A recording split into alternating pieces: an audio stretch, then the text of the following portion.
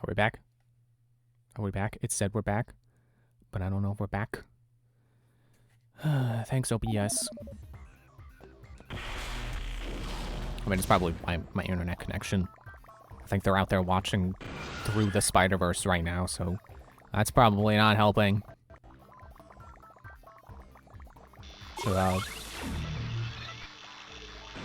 oh, it's just a slow door. It's like, what am I doing?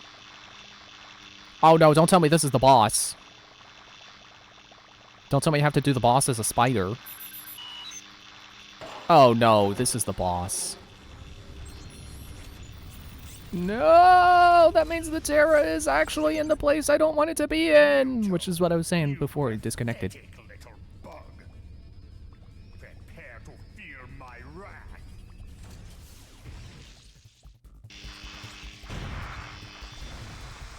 Well, it's kind of interesting that all the bosses are done as specific transformations. Ow, so what am I doing? Pooping? I gotta poop and hope he steps in it. Looks like he's pooping too. Ow. Okay, I'm gonna go here. Yeah, that was what I was saying before I got cut out, and I don't know how much was not cut off. I don't want to try to go back to where I think that Terra is, because I hated that part. The part with all the conveyor belts and stuff.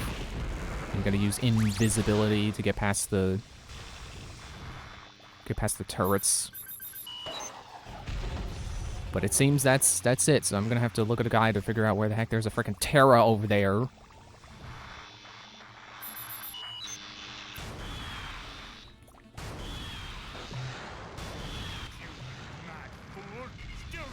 Okay, what? Oh, I see a button on your back. I'm gonna shoot the button on your back. I'm gonna shoot the button on your back. I'm gonna make you go away, but shoot the button on your back. Yeah, well, I blew up all my dates, so it's not my fault. I mean, it kind of is, but I didn't do it on purpose.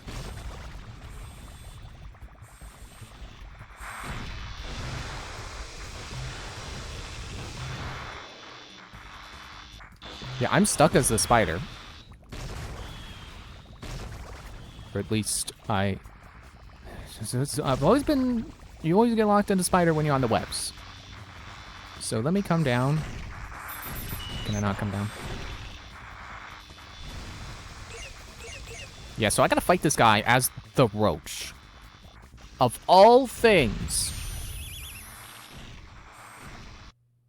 I'm stuck as a roach.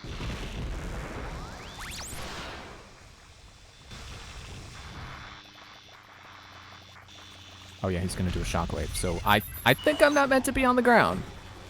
Because the spider can't jump. I don't know if you know this. Spiders can't jump. You know, Spider-Man and his incredible athletic abilities. Total lie. Spiders can't jump. They also get stuck on rocks a lot.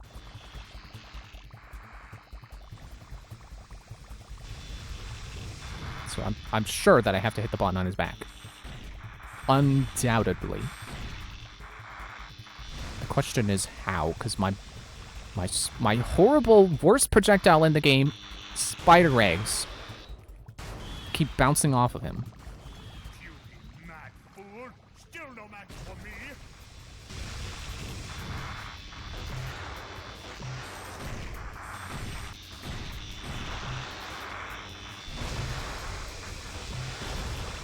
Probably should not be standing right next to him.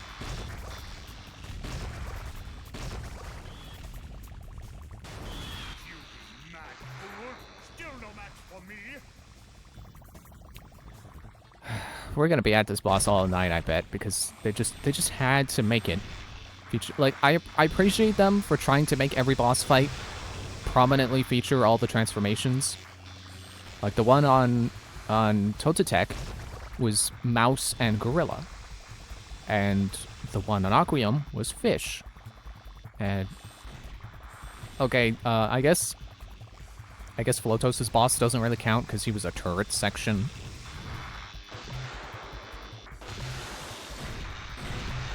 But I mean, Floatos in general really prominently features the pterodactyl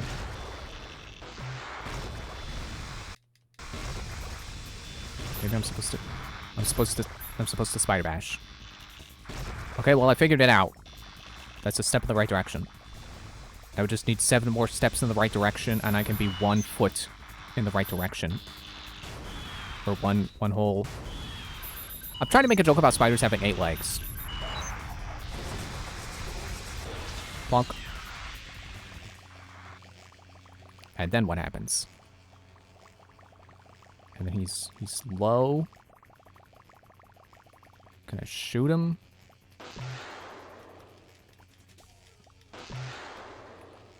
Is he hanging out of the cockpit? No, of course he got back up already. Excuse me. Burping! Stop!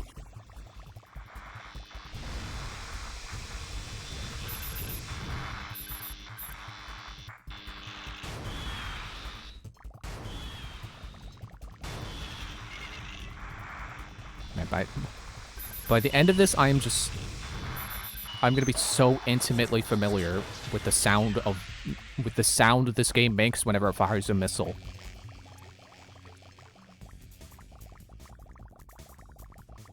Okay, this camera sucks, so I can't tell what I'm doing.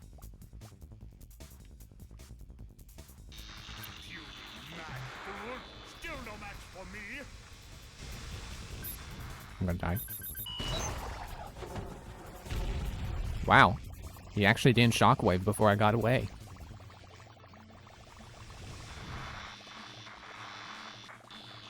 So I can kind of use this dome as a shield, as long as I know where the missiles are. I don't. Oh, there it is. Oh, hi, missile. Alright, I'm just gonna look this up. It is not clear at all.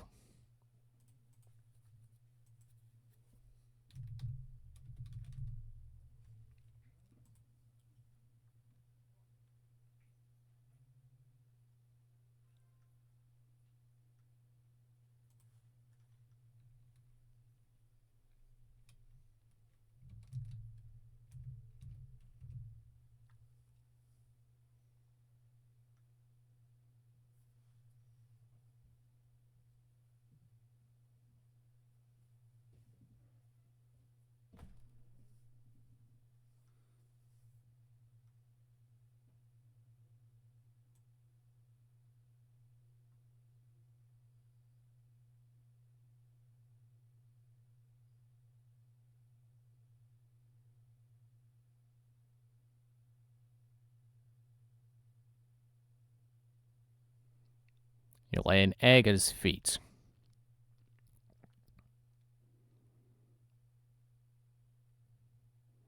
Boy, I sure hope it explodes quickly, because otherwise it's not going to be fun to time.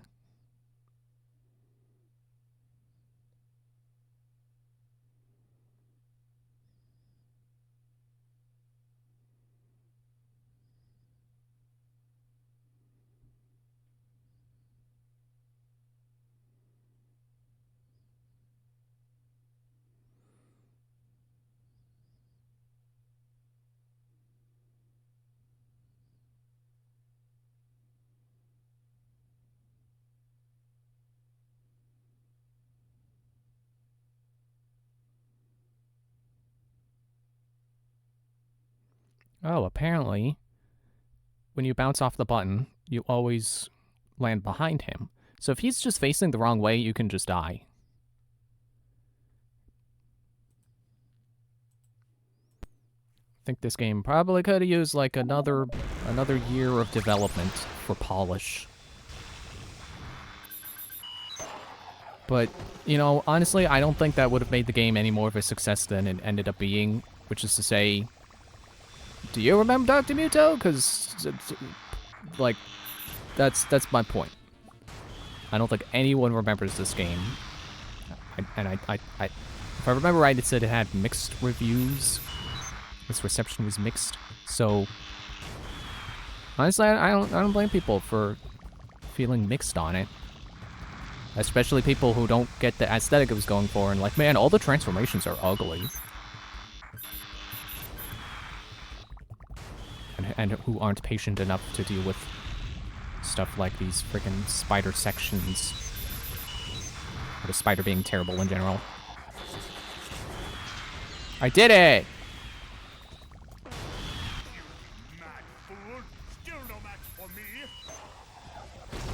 Yeah, got away. And yeah, honestly, if I haven't said it already, Spider is gotta be the worst transformation. It's really clunky. Yeah, I think I went over this already before because I remember saying that it's clunky, it's disorienting, and its attacks suck.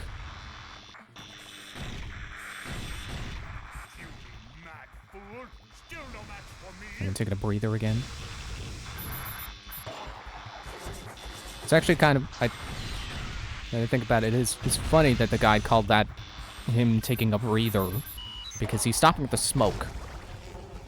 That's the opposite of breathing, said the anti-smoking campaign.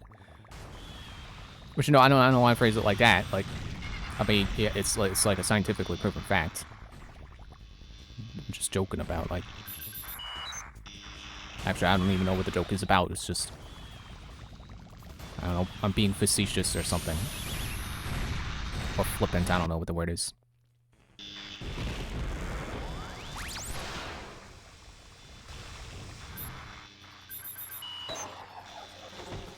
Yeah, I don't know if you can call smoking the opposite of breathing, but it is definitely not good for your ability to breathe.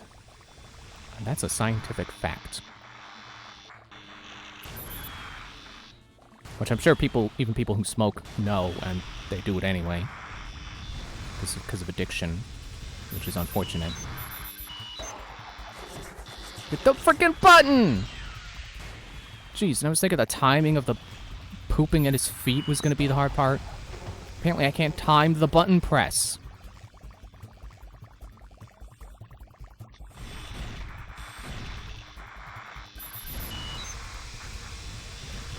Face the right way, man. He's got a flamethrower? I mean, a flamethrower attack? The guy didn't say he can attack with it.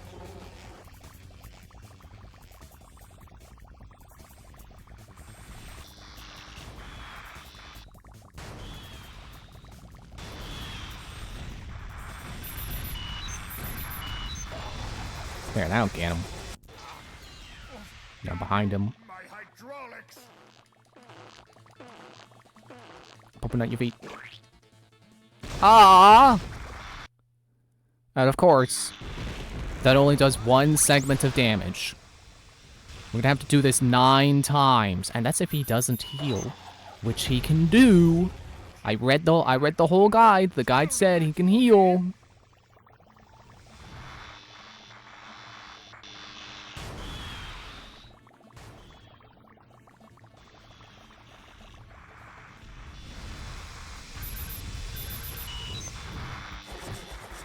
Keep smoking. Said the tobacco companies. I always get tobacco and Tabasco mixed up.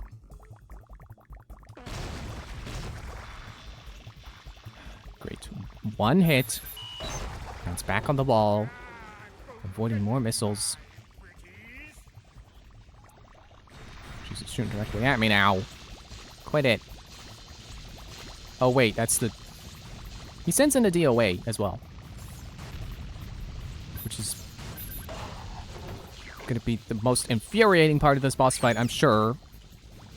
Because you can see how quickly he's shooting at me and how hard it is for me to He's healing while I'm dealing with the... Ah! This boss is gonna take me all night. This is just a piece of work. I'm already mad.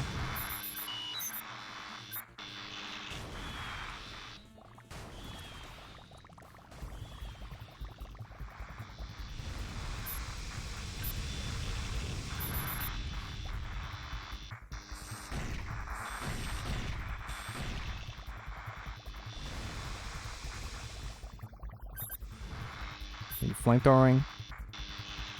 Smoking again.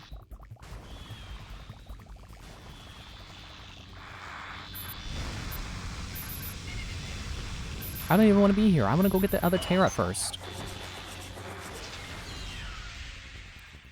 Oh, yep, there it is.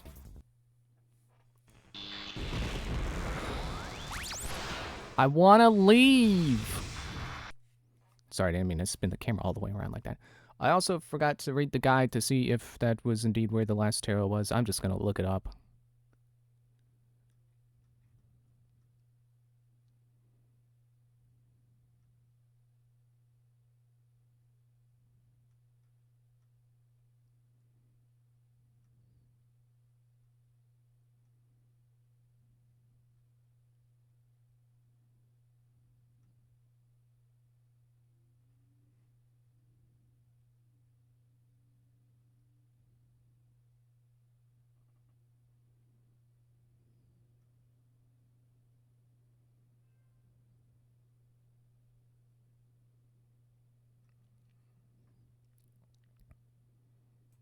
There was wait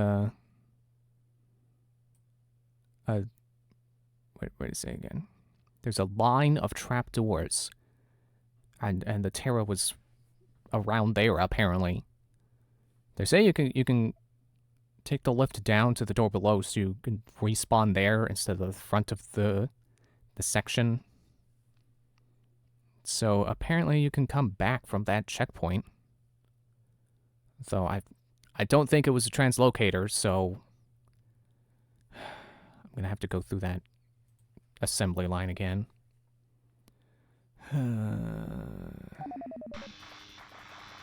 That's assuming I can tolerate this boss long enough to... I'd also like to remind you that I get 3 hits. He gets 9 and can heal. I get 3 and can't heal. And this is honestly got to be the point where I say the health system is stupid. It's cool being able to reward the players for, you know, not getting hit by extending their maximum health. They should just start with 6. This is the point where my opinion of that is firmly pressed, like me. My opinion is solidified. I should just start this boss with 6 hits.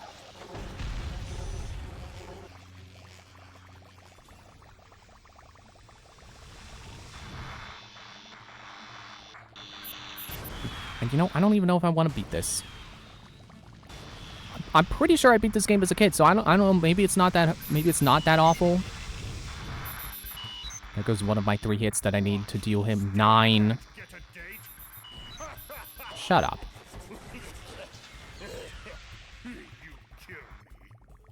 No, your smoking is. Clearly. Okay, I'm just gonna try not to be angry the whole time. So yesterday I watched a video about an uncommon opinion that Charlie and the Chocolate Factory is a better adaptation of Willy Wonka than the original movie, you know, the one starring Gene Wilder. Which, given their points, I agree. You know, I've always agreed that Charlie and the Chocolate Factory is not a terrible movie like everyone says.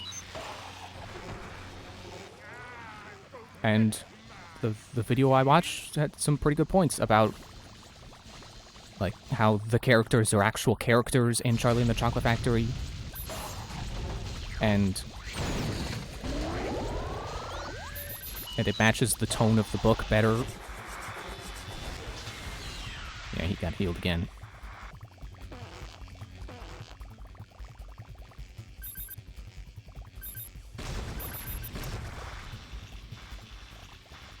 I thought I got squished again. Which is so stupid that he can squish you after he takes damage. It's like, I don't want to say what were they thinking, but what were they thinking? Anyway. Like, it actually kind of, when watching that video, it kind of blows my mind how much the original Willy Wonka messes up.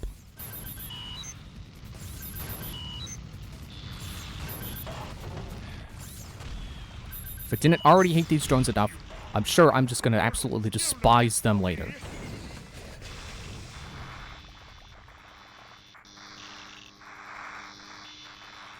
You know, like, and apparently, the original Willy Wonka movie. You're healing, aren't you?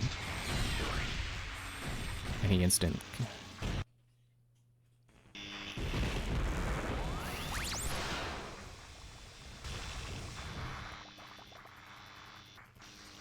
Apparently, the original Willy Wonka was made as like a marketing ploy, because I think it was like Nestle or something wanted to make Wonka candy, so they made the movie to help promote it, which was a big failure. And why can you grapple the floor? There's no reason to grapple to the floor. Floor is dangerous. Floor is lava.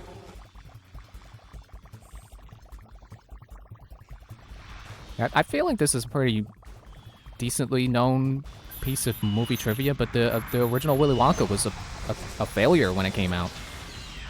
And the writer of Willy Wonka hated it. Just like I hate this boss. Sorry, I just wanted to make the joke. It's like, if I'm remembering the video right, he was hired to, or I don't know if hired is the right word, because he freaking wrote the book. Of course he's going to be the one to write the movie script. Yeah, he worked on the movie script, and then they kind of just changed it. Which, why would you do that? Why would you adapt a book into a movie and then change the script that the guy who wrote the books wrote for you? But they were trying to match movies that came out at the time and their tone of humor, rather than going with Willy Wonka's original style of humor, which the Johnny Depp movie more, or I guess I guess it would technically be the Tim Burton version, because he directed it.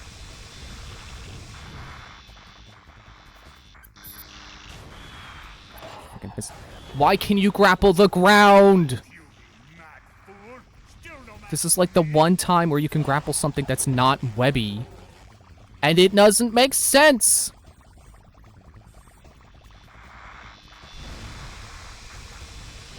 Which is funny to me that apparently the original Willy Wonka was trying to match other movies at the time instead of being like the original, you know, instead of being like the source material, because I'm pretty sure that's what people claim Charlie and the Chocolate Factory was doing. It was just trying to be like other movies of the time.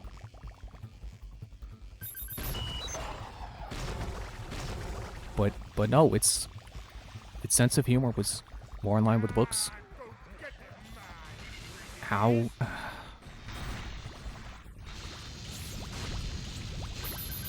Gotta stop you from healing. I gotta stop all the ghosts that are coming through.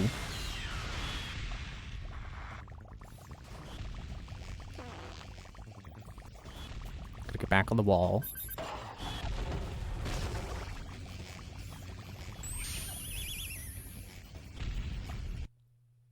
I wish I could understand their love for these stupid drones.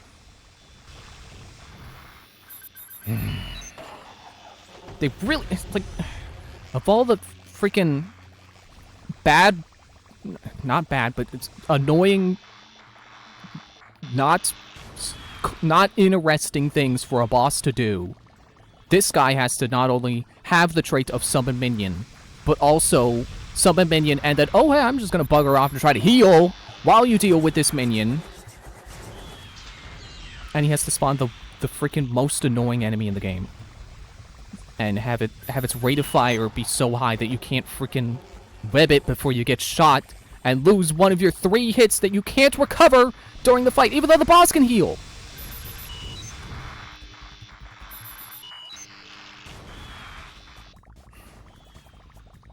Like, I know I always get to stuff like this in games while I'm streaming them or recording them or whatever, and I get angry and I call them bad, and then later on, when I'm done, I think about them. I'm like, that okay, that was I was just being salty. I shouldn't have said that.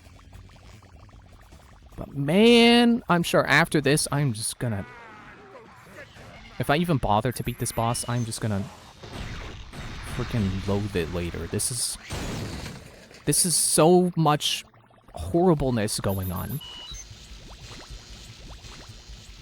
Where is he? You think you're the freaking Omega Pirate? You think you're the Omega Pirate? You are not an Omega Pirate. As an Omega Pirate, you can use power bombs.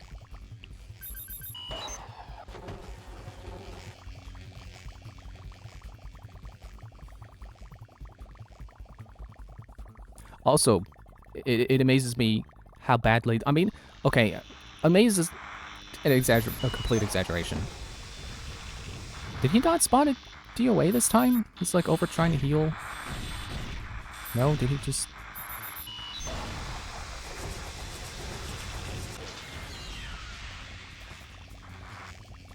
Yeah, I guess I shouldn't say that... Oh, look, health. I think he accidentally killed his own DOA after spawning it. Somehow. I definitely feel like this is a move they did, trying to match the times. Is that they completely butchered my TV.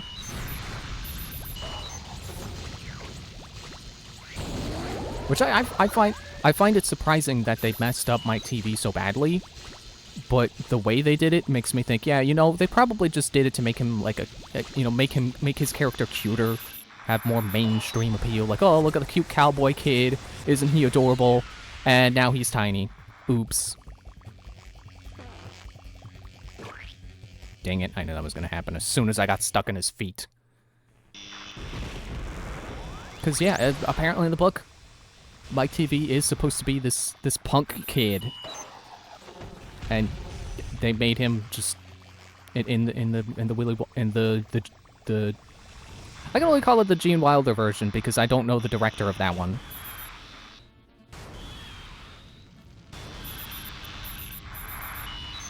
Wow, I'm surprised I was safe from the missiles there.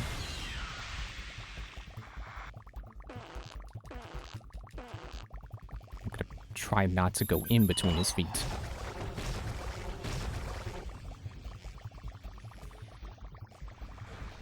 In the Gene Wilder version, he's just a kid obsessed with TV. He's not really Mike TV. And actually, the video I watched said he's so unlike Mike TV that he's actually like the second best kid in the movie, the second most pleasant child in that movie. Oh no! Apparently the health does just fall. Where are you? Already healed this one. It's like next to Charlie, he's like the one who does the least bad. That's how badly they butchered my TV.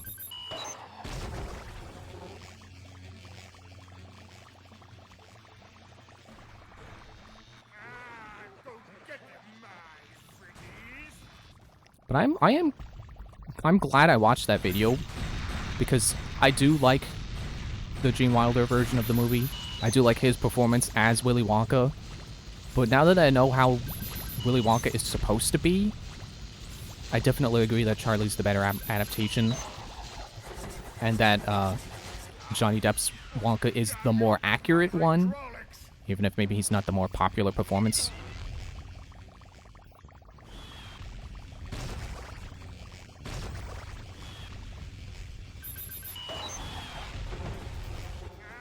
Did they crank down the accuracy on the DOAs? It feels like they might have, so that you actually have time to aim your frickin' webs. And I'm glad to know that it's like I said, I've always liked the Tim Burton interpretation of Willy Wonka. You know, having its own merits, which is the problem.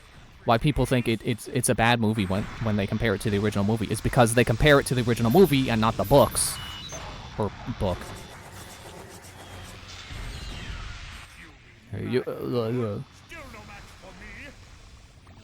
I just leave the DOA alive and just? Is this a case where he can't spawn another if there's already one here? Well, I guess I'm not gonna get to find out.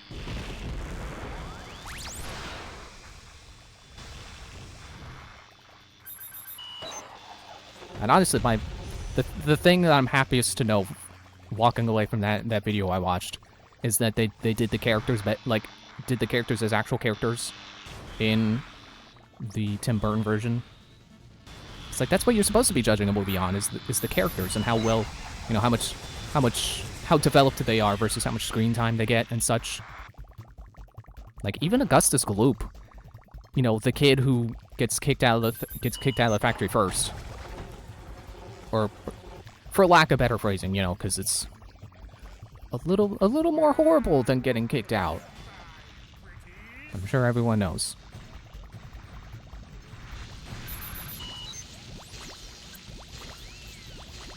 And like even Augustus Gloop is well characterized in the Tim Burton version.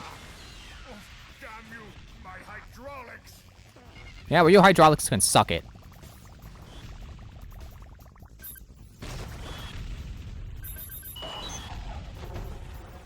Yeah, he like the drone's missing. Like he missed like twice in a row while I was standing still. Is he? Excuse me. I can't look at him right now. I can't see him, so I have no idea if he's going to heal.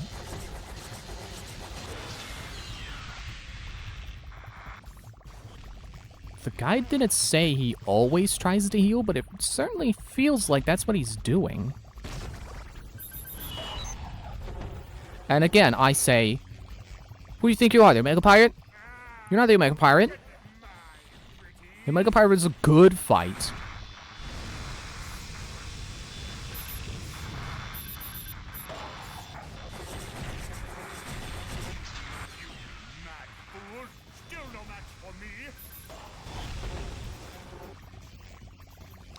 Man, if I actually manage to beat this boss, I'm going to become a master of utilizing the spider form.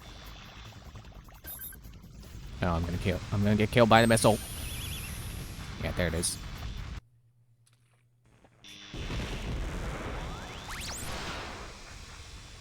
And I like how that video I watched managed to allow me to have increased enjoyment of something I already enjoyed without necessarily, like, ruining the thing it's comparing to. Like, it helped improve my opinion of Charlie and the Chocolate Factory without making me look at the first movie and go, man, this movie is just, it's ruined for me now. Because they end the video like reassuring that they enjoy both. They just think as a interpretation of Willy Wonka that Charlie and the Chocolate Factory is better.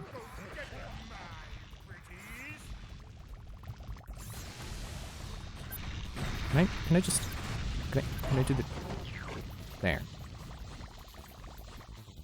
And if I just keep you in my mouth, you should automatically, yep. What if I just... How about I... There. Now I don't have to have a squish risk. Okay, except for the part where they explode and he falls over. Go get them, my pretties. Because there was a... I forget if I ever talked about it, but I watched some videos talking about Dishonored. And how... their favorite is Dishonored 1, and having seen that video and their video on Dishonored 2, I'm like, you know, my favorite is still Dishonored 2, but now I feel like it's from the points they made, it's like, I can't help but think of that guy whose video I watched who really didn't, like, he liked Dishonored 2, but he found it very flawed. Like, I don't want to say he ruined it for me, but it just makes me think back to that. And it's like, it's making me think of negative stuff. You know, if I take these before the bomb goes off, and then he falls over and he's on the floor, yeah, I should... I think I have the hang of this. I still don't think this is a good fight, but I've got it down now. I still think it was a terrible idea to design this boss fight around the spider when the spider is so bad at everything and so clunky. And you really should not be able to grapple the floor because there was no reason to do that. But the drones are consistently dropping 5s. Ow. So I'm wrong about... no! I was doing so good, and he wasn't even... It didn't even look like he would bounce me into the pit. Try to take a drink of water. Just down the side of my face. But yeah, with the drones dropping 5s, I do get an opportunity to heal every 4 hits. Assuming, you know, I can live that long. And that's even if he heals. Because if he heals, then that's just another drone he's gonna spawn in when I take that health away from him again.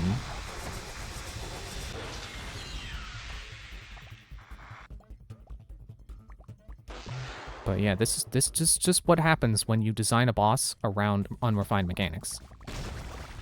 Don't do it.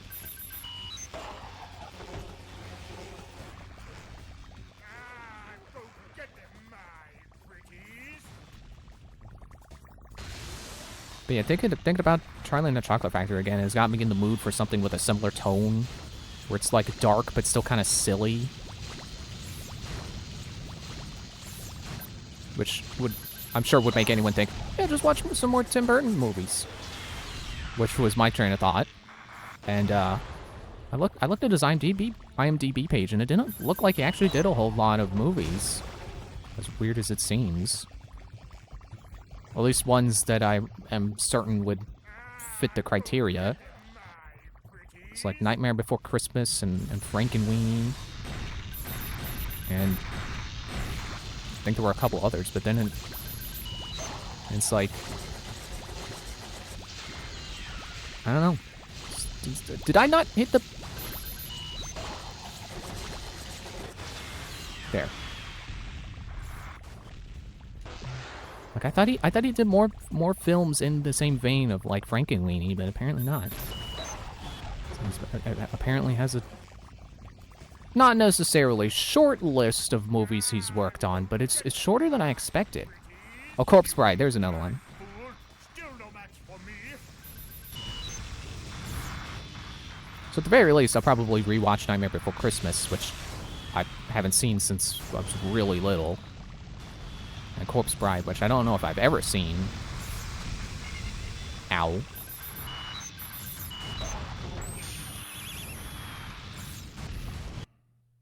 But I'm gonna wait till October to do that, because, you know, spooky month and stuff. But I gotta find like a list of other movies that are similar to Tim Burton's style.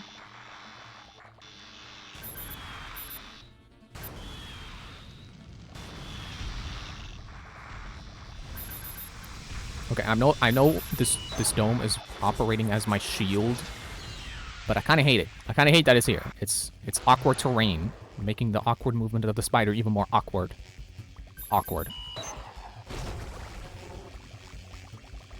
Now you're gonna spawn in the DOA and then immediately go to try to heal because you're a dickbag.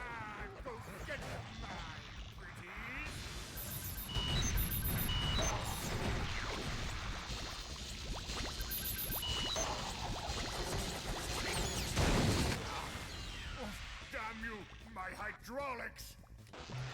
Hydraulics can suck it.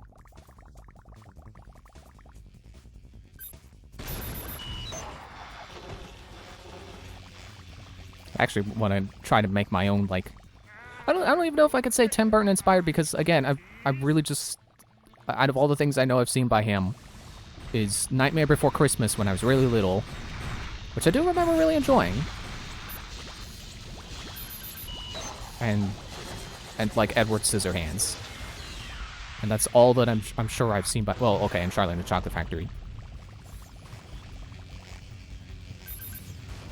So I don't know if it's fair to say I want to make something inspired by him, but I guess, you know, I can be inspired by someone whose works I've only seen a few things of.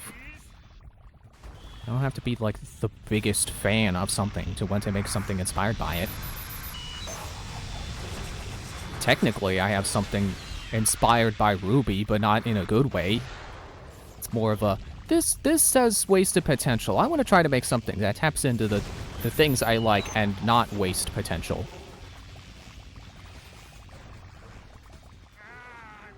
Which I think at the end of it, it is really just the use of not even the same magic system. Like I like dust. I like dust as a concept. And I basically just took that from my own thing and made it crystals instead of dust. And that's about all that's similar to Ruby. So you can't even really say it's inspired by it.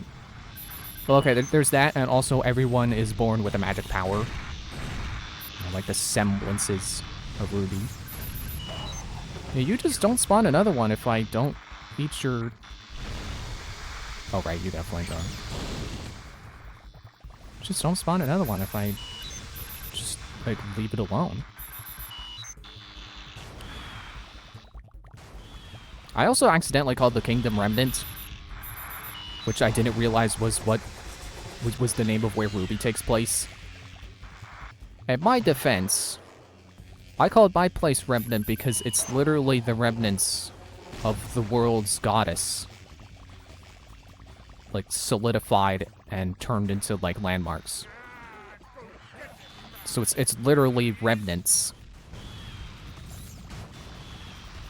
I don't think Ruby has a reason for calling its Kingdom Remnant. I think they just thought that sounded cool.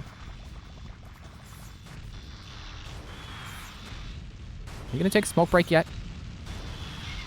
Ow. Ow. No, 2 in a row! I was doing so good, and I'm taking 2 hits in a row, man. Tried to take a drink of water, and it drips down the side of my face. I'm getting switched.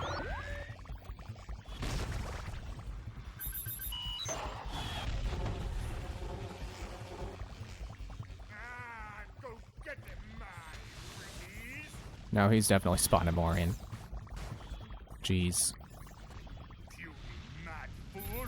Still no match for me. He's like puking mad? I'm puking mad?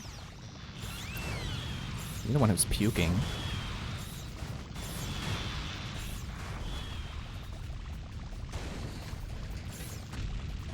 Did he shoot his own thing? Did his missiles destroy the DOAs? That's helpful for me. Well, considering I killed him halfway there, I think I can do this. I'm feeling more confident in my ability to not just rage quit this boss fight. Especially if I keep talking about literally anything other than how much I hate this boss fight.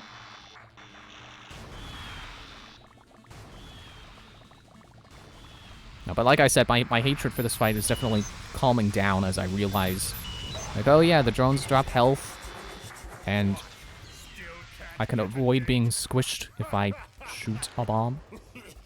Don't bounce off his feet. Yeah, I will kill you. Just like I killed all the other bosses. Which again, Kid Me found like really weird and kind of sad that the bosses actually died. Like, they were people, and they died. Because, you know, growing up with Nintendo, when, you know, human beings tend to not be bosses that die in Nintendo games.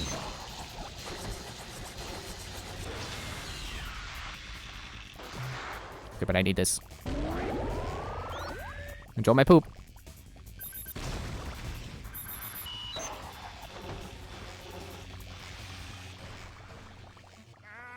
Go get them, my pretties. You only spawned in 1. Can't you count?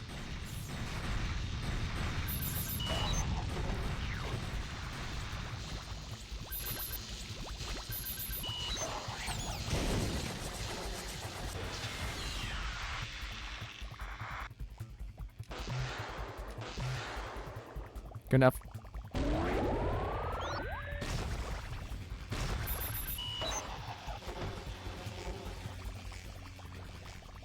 If I'm lucky, maybe I can get him into a loop. Well, okay, get him into is not the right word because that would imply I did something intentionally. If I'm lucky, I can catch him in a loop where he just tries to heal constantly. Ah. And my poop didn't explode yet.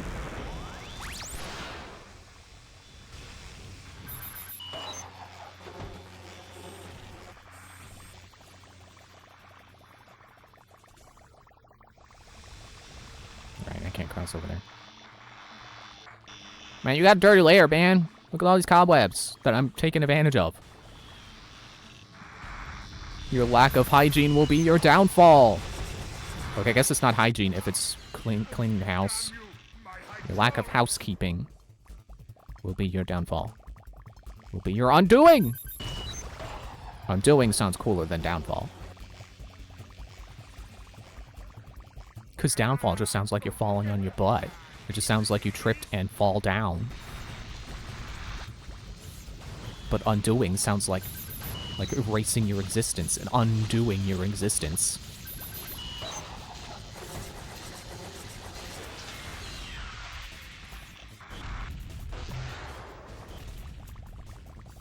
Being shot at. Ow!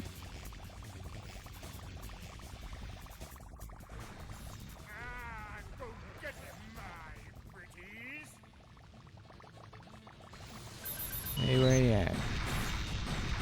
Right over there. You're gonna go heal, aren't you? Yeah. Because you're a nerd who thinks healing all the time is cool. It's like, what are you, a Genji main? Is that joke still relevant? I don't even know. Overwatch 2 came out, so I don't know, maybe Genji is better balanced where he's not constantly begging for healing. I say that like anyone who's good at Genji actually gets hurt.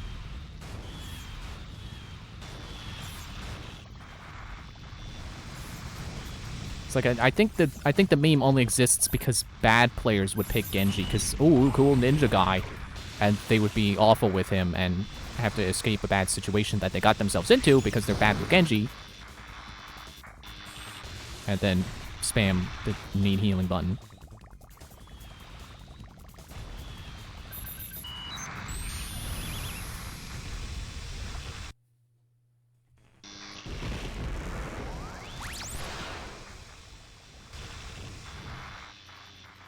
I'm gonna get hit. Nope.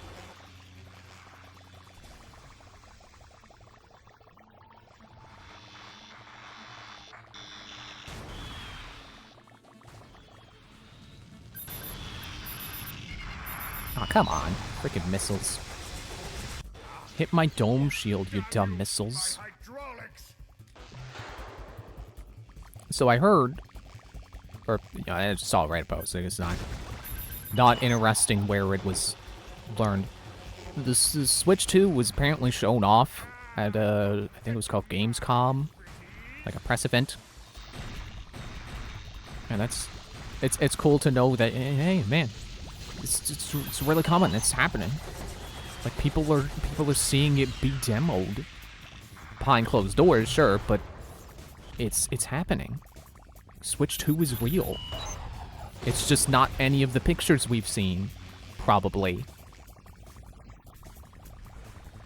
And I believe it was a trusted source said that the Switch 2 will have hardware comparable to, or performance comparable to, the PS5 and Series X, which is unbelievable. Like, if that's true, that is unreal. It's like those, like PS5 and Series X. Those things are freaking giant. Those are enormous. So the Switch 2 having that power in a portable form factor, even if it's bigger than the current Switch, would be amazing. And what also sounds too good to be true is there's rumors, which I believe are also from a reliable source, that some games will get performance patches to, like, your whole Switch library will carry over to the Switch 2, and some games will just run better on the Switch 2. They'll get patched to support Switch 2 hardware. No, there's the missiles. It's coming. Ow, residual explosion. Like, I think they said Tears of the Kingdom will get a patch. And Pokemon, Scarlet and Violet, will, with their second DLC wave, get performance patches. Which, that's the part that really makes it sound unrealistic. Because, you know, Scarlet and Violet's reputation, I'm sure. Getting a performance patch to run good on the Switch 1 would be amazing. So the fact that there's supposedly going to be one to make it run even better on the Switch 2, it doesn't sound real. It sounds just like, it sounds like optimism. Just pure and simple optimism. But you know what? I want to believe it. Because how do you make a Switch 2 better? You make the Switch again, but just run better. Just better graphics. Better load times. Not that the Switch already has... Not that the Switch is known for particularly bad load times. But, you know, those are like the two things you can improve. And if it comes out and it's like, hey, you know those Switch games you're already playing and you already love? Play them on the Switch 2 and they'll run at a constant 60 frames per second and 1080p. That would sell, like... This is an exaggeration, but it would sell twice as much as the Switch already sold, and the Switch is, like, one of the best-selling game consoles ever. It would sell twice as good. That's how amazing that would be. If people could play the games they love, that they already have on the Switch, and not need to buy them again, and just... they run better.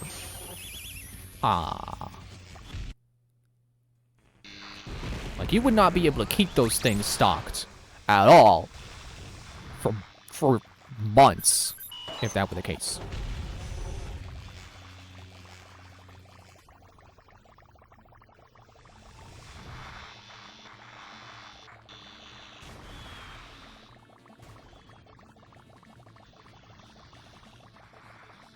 And I would, of course, also love to see a Scarlet and Violet patch happen at all to improve its performance, even if it's just for Switch 1 and it doesn't get a Switch 2 enhancement. Because I really enjoyed Scarlet, and I would like other people to be able to enjoy it too, and not look at it and go, man, the graphics look like they were made by someone's butt.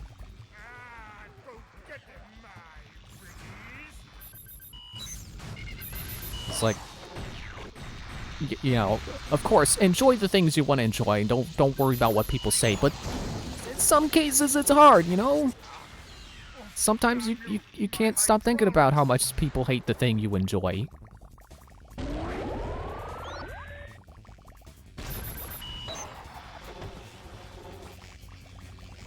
And I say that as a Battleborn fan, and it's like, yeah, sure, I still love Battleborn, but gosh golly gee whiz, I sure would love people to stop going LOL dead game whenever Battleborn is even mentioned.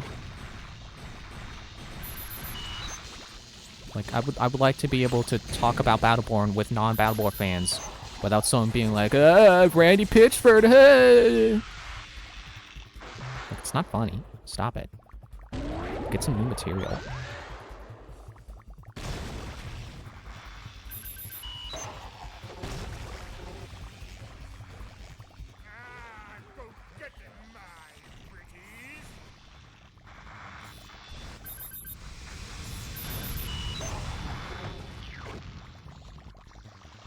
Where you at? Firing missiles somewhere. Unless that's another DOA.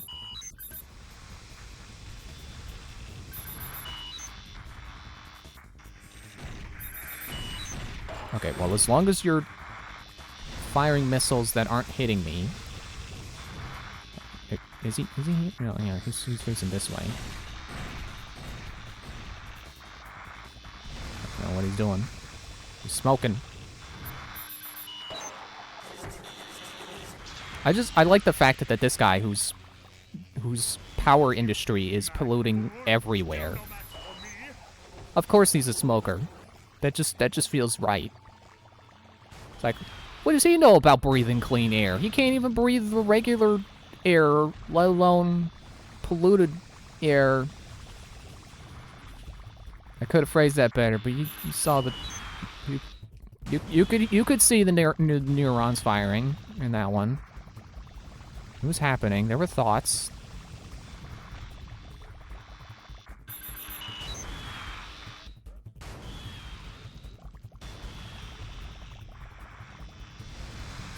Why is this starting to make me think of that one Mario Galaxy planet with all the thwomps and tox boxes or whatever they were called?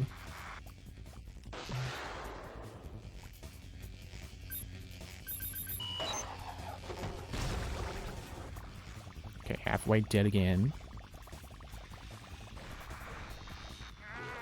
Go get them, my pretties.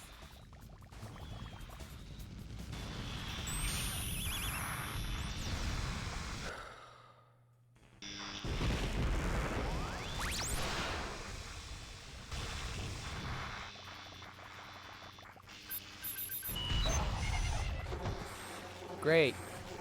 Good start. Love it. I love when I'm doing a difficult thing and I get hit by the easy thing that I haven't gotten hit by in 20 minutes. I love when I do a difficult thing and I start being killed by things that I should be able to avoid because I've just been at it for so long. You know, next time I die, I should just go on break. I think my brain needs time to process how this fight works. You know, really ingest it. You know, it's like it's like that video I watched that one time that I'm sure I probably mentioned at some point. The psychology of rage quitting.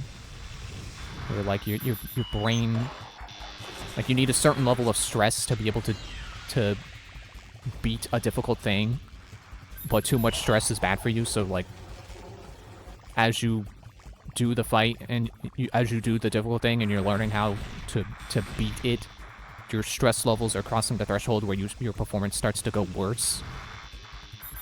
So it starts to negate the knowledge you have of the difficult thing. So if you take a break and you get your stress levels back down, of course your knowledge levels don't go anywhere. So you keep your high knowledge and your stress comes back down, and then you beat it in the first try. You beat it in one try the next time because you were calm now. I don't know how long that threshold's supposed to be though, so maybe a break would not be long enough. Maybe I would have to like come back tomorrow, but I don't want to do that. We've got the whole rest of the stream to try to beat this boss, and if it doesn't happen, then bonus stream, I guess. I don't know.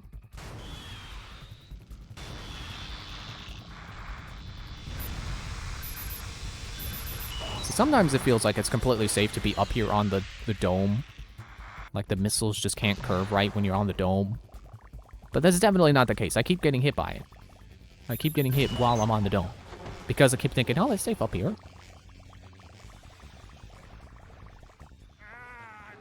get them, my pretties. Excuse me, stop burping.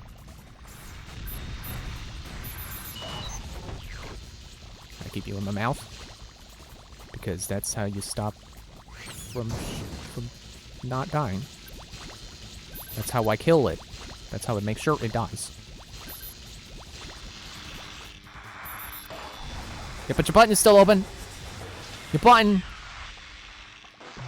It's meant nothing for either of us.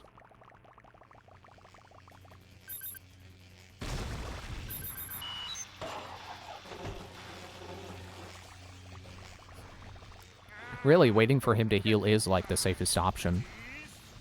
Because he wouldn't be firing missiles at me, and his back would be facing towards this absolute inside of the arena.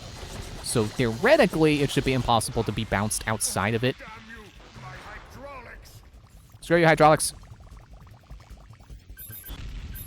Your hydraulics can suck an egg. An egg laid by the spider form, which explode. And therefore your hydraulics will explode as well. Your hydraulics can suck an explosive spider egg. I'm sure if I do this long enough, I'll learn the sound of his footsteps and understand where he's going based on where he's walking to. I'm gonna get shot. Gonna get shot again. Dude.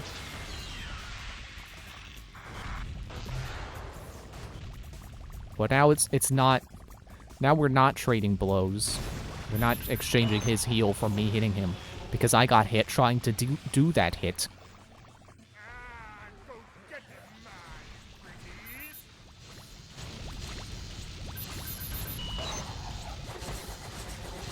Stop immediately healing after sending out a drone.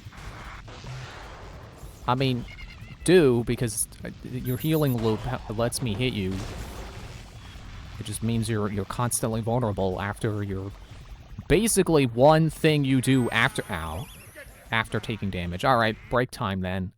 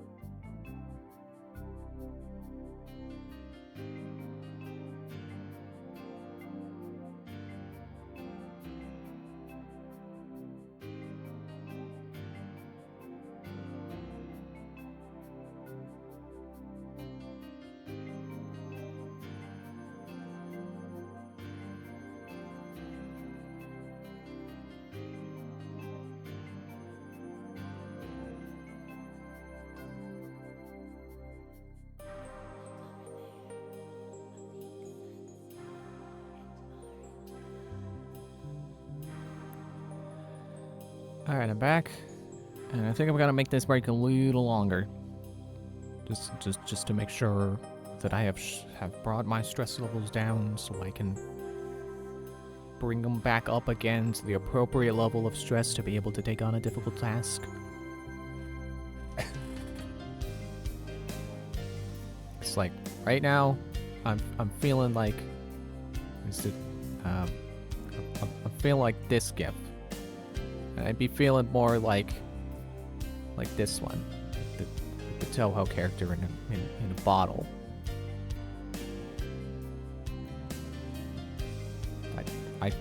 I know how the name is spelt, I just don't remember how it's pronounced. And I can't be bothered to say it. I don't want to be wrong on the internet.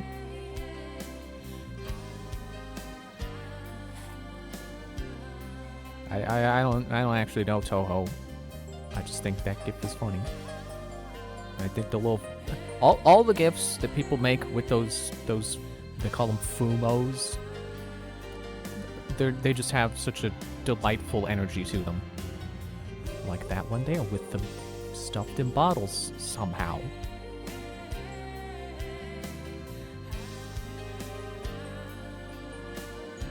Just the expression on her face, just floating around in those bottles.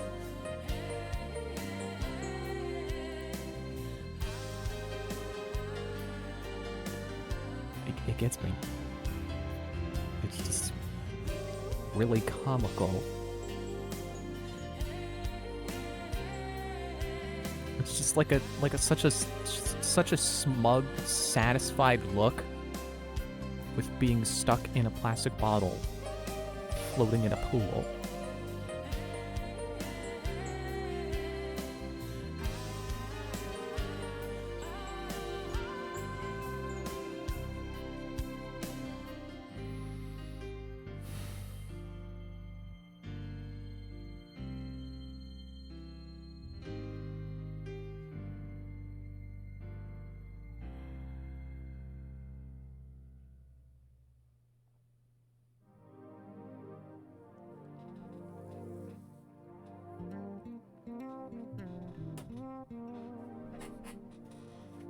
All right, time to try again. Okay, first of all, don't get hit by his intro shockwave. Don't. Ah. Can't get a date? You kill. Yes, I will. I will kill you. And I will be jumping up and down in your grave. You mad fool! Still no match for me! You know, this is one time where like a boss has a reason to like taunt you and be like, you can't beat me, because yeah, he's in a giant robot suit and I am stuck as a spider. He has every reason to believe he will win. Go get them, mine! The spider sucks. Spiders, like real spiders, actual spiders, they can do some cool things, and they scare me. And Spider-Man is really cool, and he doesn't scare me. But this spider, it's not. It's no bird-eating spider. Oh, damn you! My hydraulics!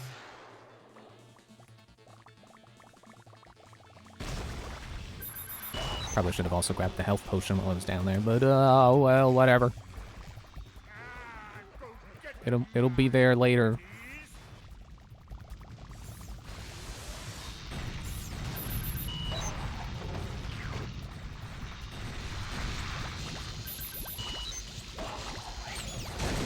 please! Get away and heal.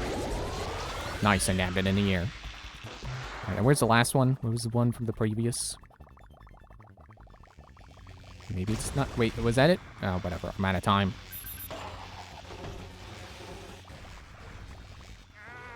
Go get them, my pretty! I'm stuck.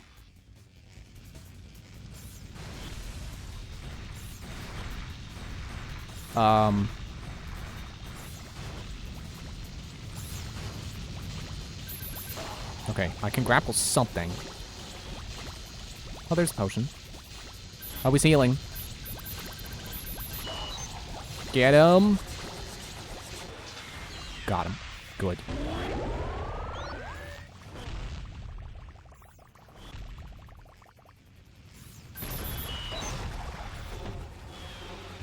All right. Go get them, my pretties. You mad Yeah, I really should Still no try to match for me. kill these as soon as I can so that they don't start to gang up on me and become impossible to defeat because of just how many are shooting at me at once and then, you know, end up not giving me a window of opportunity to fight back. You mad fool. Still no match for me.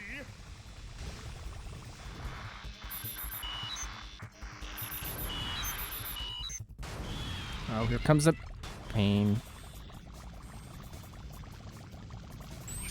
Oh, I walked into it.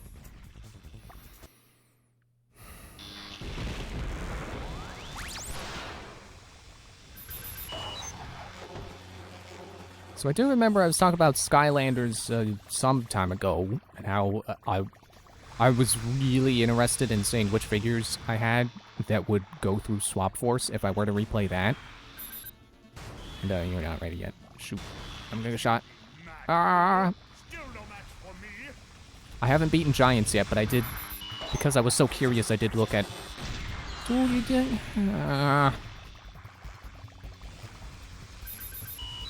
And surprisingly, I don't have one of every element for getting stuck in this wall. I don't have one of every element for Swap Force. And I know I didn't have one of every Swap Force type. I'm missing Mad fool. Still no match for Dig me. and Stealth. And I want to say Vanish, but I think that's Night Shift's ability, who I do have. So I should be able to... Go get Yeah, because he's not... Oh, ow, I don't think he's Stealth. I think his move is teleporting.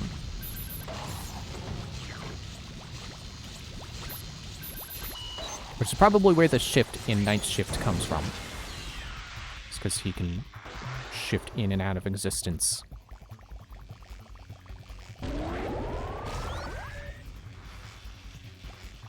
Okay. Get up. go get them, my pretties.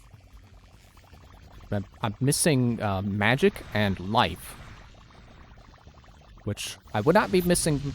I would not be missing life if I borrowed the stealth figure my brother has, but I would still be missing life.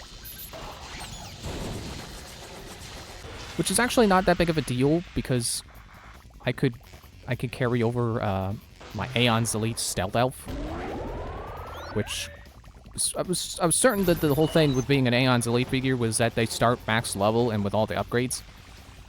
I don't know about level, but she didn't start with all her upgrades, so that's something I can do with her. Play with her through Swap Force, because I'm probably not gonna have any time for her in Giants. There's not gonna be enough levels left.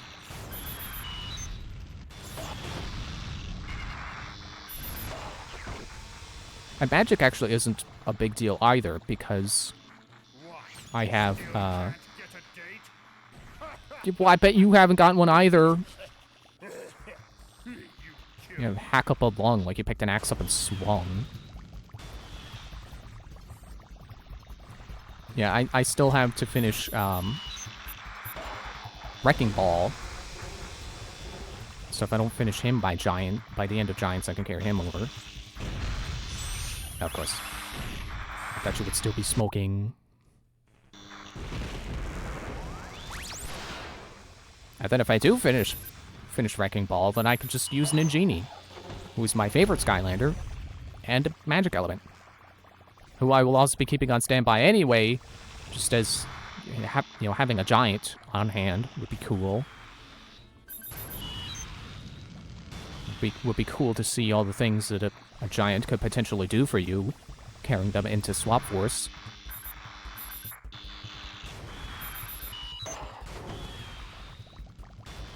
Are you gonna stay facing that way? Because that would be convenient. I think your missiles would hit the dome.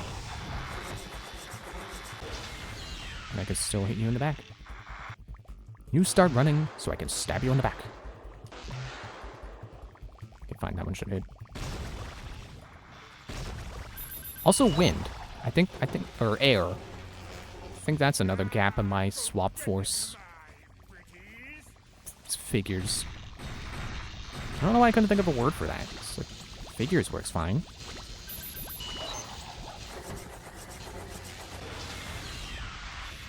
Which is, ow, also good because I have 3 air figures currently that stop hitting me! You're supposed to have bad shooting!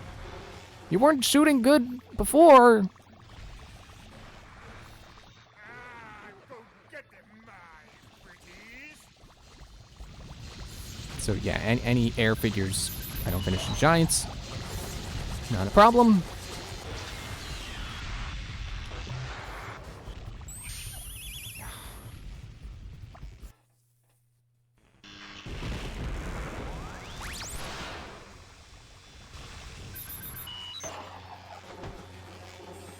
Also, what surprised me was that the ones that I said, like, oh yeah, I know I have at least like 1 or 2 that are of Swap Force's wave that aren't the swapping figures. I was wrong. Those ones are both Trap Team.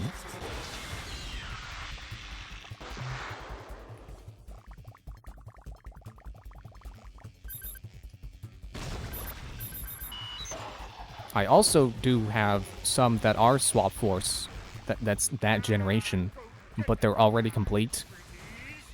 Like, I believe I did mention Blast Zone, I think was his name. Which I don't remember because I nicknamed mine Rhine Time. Where's he at?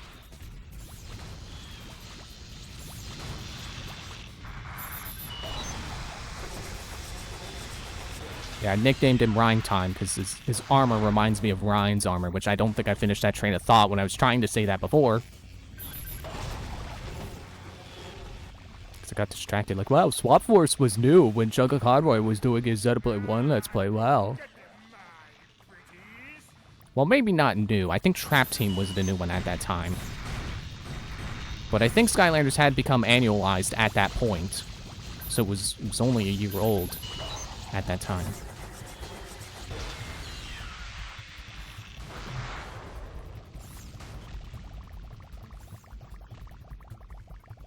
Strangely, it's telling me I need their soul gems for their abilities, which I didn't think was a thing. I mean, soul gems are a thing. They've always been a thing in the series.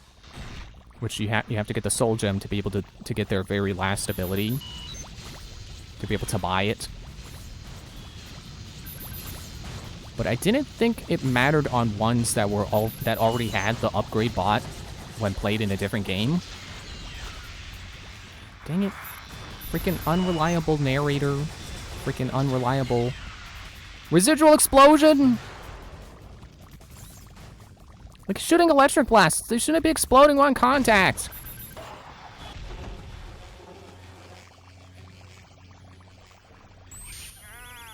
I died because I got stuck.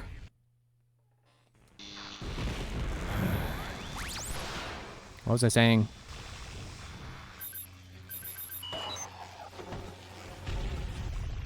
You mad fool! Still no match for me!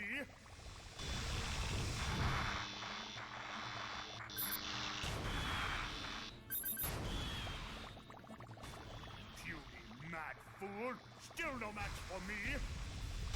You already said that. You're the one who's mad.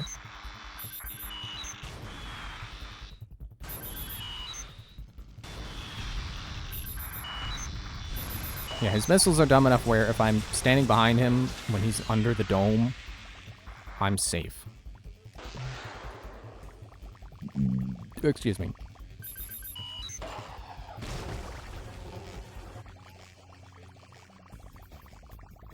Oh yeah, soul gems. Like, I thought if you already bought the ability, you would still have it even if you didn't have the soul gem for that character.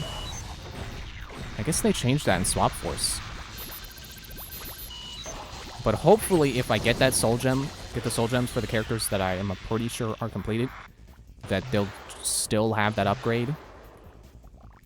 So I should still have several figures that don't need completing. No, I got stuck again. I also forgot that my Firecracken, I think his name is the Jade version. Which I wonder how they decide who gets recolors like that. Because, you know, for fan favorite figures, it makes sense. You know, you always want to re-release a Spyro, and you know, it's good to have re-releases of like Stealth Elf and Gilgrunt and all the iconic ones. But how do they decide who gets one in the same generation, like released in the same wave? Who gets repainted? It's like you have Firecracken, and then in, like the same wave you get Jade Firecracken. Come on. And then Genie's the same way. Which I'm glad for, because that just means more special edition in Genies for me to collect. I gotta sneeze.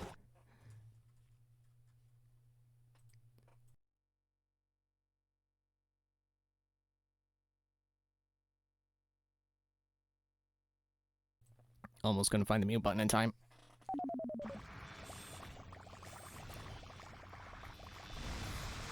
But yeah, I don't get why. I'm lucky that they decided that Ninjini was the one who should get a Scarlet version. You know, like Pokemon Scarlet version. Ow. I deserve that because that joke wasn't very funny.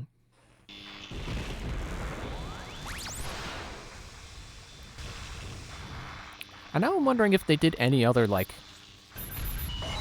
gemstone kind of repaints of a figure when they initially released. Because I think I did mention before, they do have like Dark Skylanders, which come as like a special edition bundle. But I don't know about like if anyone in Trap Team got like a Sapphire variant or something. Like how Ninjini got Scarlet. Which honestly, I like Scarlet Ninjini the best. I think she looks cooler in red than she does in purple. But purple makes more sense because that's the colors of the magic element. That's what magic characters are typically colored with. So it makes sense for her to be purple. But I think the red looks cooler for a genie. Especially when she lights up, because all the giants light up. Oh, damn you, my hydraulics! Yeah, but your hydraulics can go rust in a grassy field on an anthill. Go get them, my pretties! Come on, why do you sometimes have good aiming?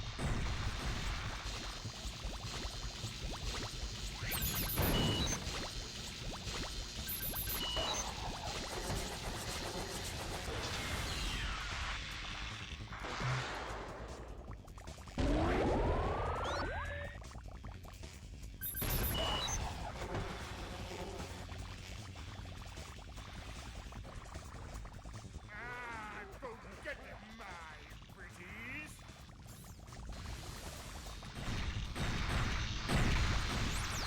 Okay, he's definitely gonna go heal, so I gotta go stop him. Can't deal with the drones right now.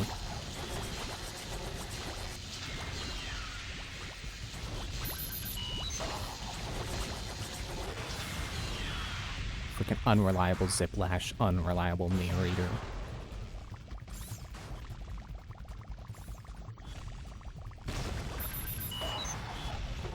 That is one of those things where I've wondered, like, how do you make that interesting? Like, how do you make a good unreliable narrator?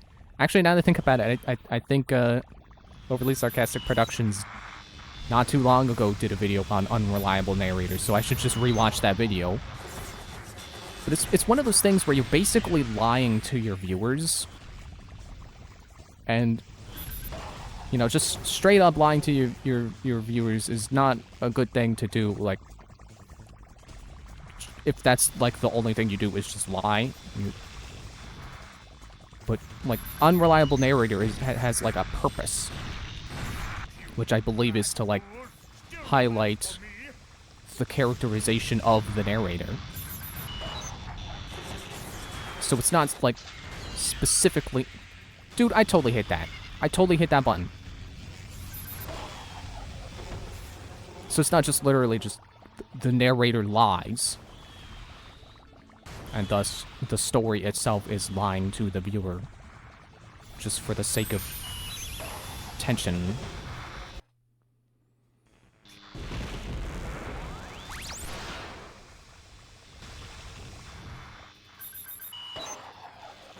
But it does make me wonder, how do you get away with, like, not necessarily lying to your viewer, just, like, misdirecting them, I guess? How do you make them think one thing and then later think another thing and not have it feel like, well, I only thought that because you told me to think that?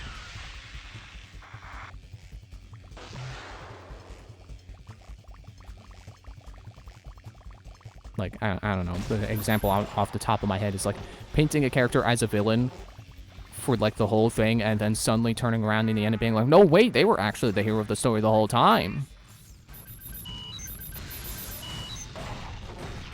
You know, like, without actually dropping any signals that they were actually the hero the whole time. You know, without dropping those hints. Like Disturbed dropping plates.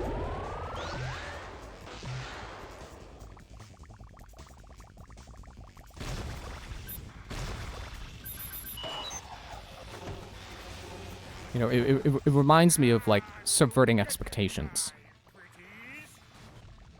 Which, there's, like, I'm gonna say Alfred Hitchcock has, like, an adage about subverting expectations where, like, you know, if you say there's a bomb and it explodes, or if you say there's a bomb, then there's tension, and then it explodes and there's, like, and that's the payoff, and people are like, whoa, it exploded!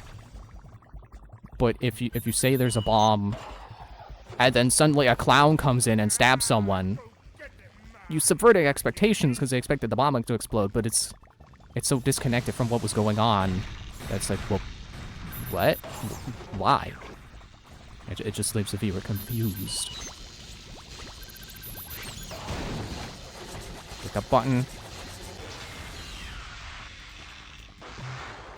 And there's like a third part to that. I don't remember what it is.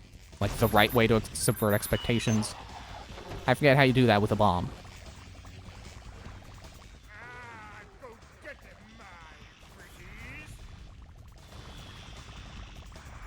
But I like that example because it makes me think of shows where you know, instances where you could tell someone was only trying to subvert expectations to be surprising and not because they actually thought of an interesting way to subvert expectations.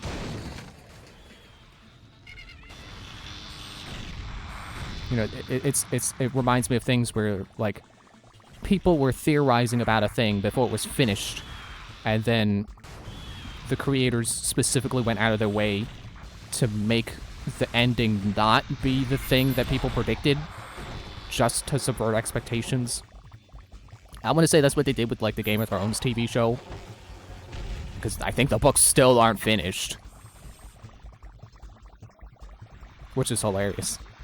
That seems like a thing that only happens to anime. Is, oh, well, the anime's not done yet, the manga's not done yet, so we're just gonna make up our own ending. You know, like Full Metal Alchemist. But apparently that happened with, I guess, Game of Thrones too. No, don't do the shockwave!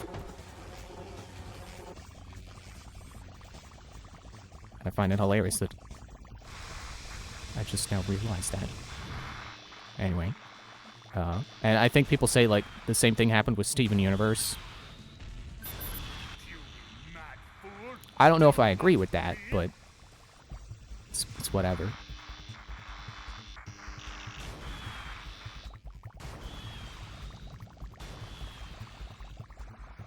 And I definitely agree with the idea that you shouldn't specifically construct... You shouldn't make things specifically just so the audience is wrong. Don't hit the floor. Don't let the spiders hit the floor. Ah, I lost health because I hit the floor.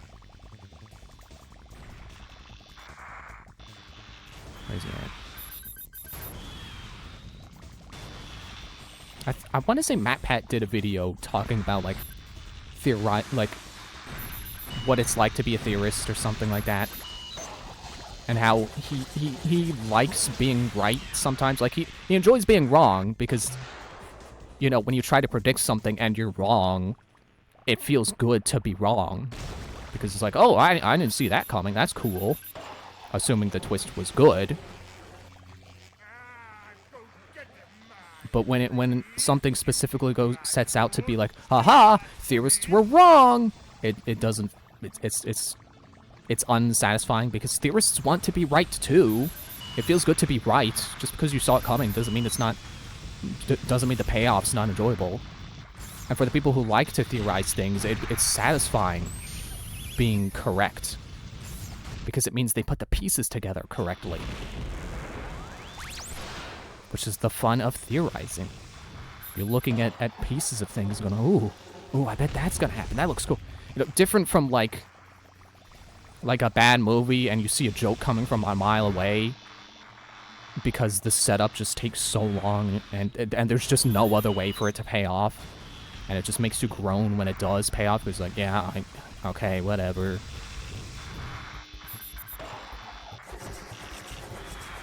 It's like you see the guys with the sheet of glass walking across the street when a car chase is happening. You're like, oh, here it comes. That's not the thing you want to be correct about. But then that's a good example of being able to subvert expectations because people expect the sheet of glass to be broken. But what they don't expect is when the people holding the sheet of glass figure out a way to avoid being hit in a funny way. Or if you find a way to make that gag funny in its own way either without the sheet of glass breaking or, you know, with the sheet of glass breaking, it just breaks in a different way that's funny. Or maybe somehow you figure out a way where when the sheet of glass gets hit, the guys carrying it break and the sheet of glass is perfectly fine. You wipe the floor like that. Oh no, he wasn't dead. He wasn't button stunned.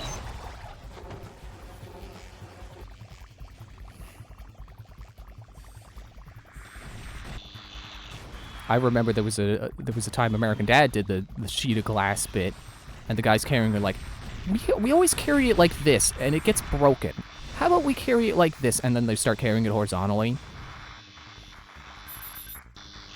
and then someone runs by and they get cut in half by the sheet of glass instead of making the glass break, which is gruesome, but it's unexpected. And if you're okay with that kind of humor, it is kind of funny. There's even a bit... Actually, I think the bit continues by a character they showed earlier who didn't have legs coming along and then taking the legs and like, it fits! And then they run off with the legs because now they have legs.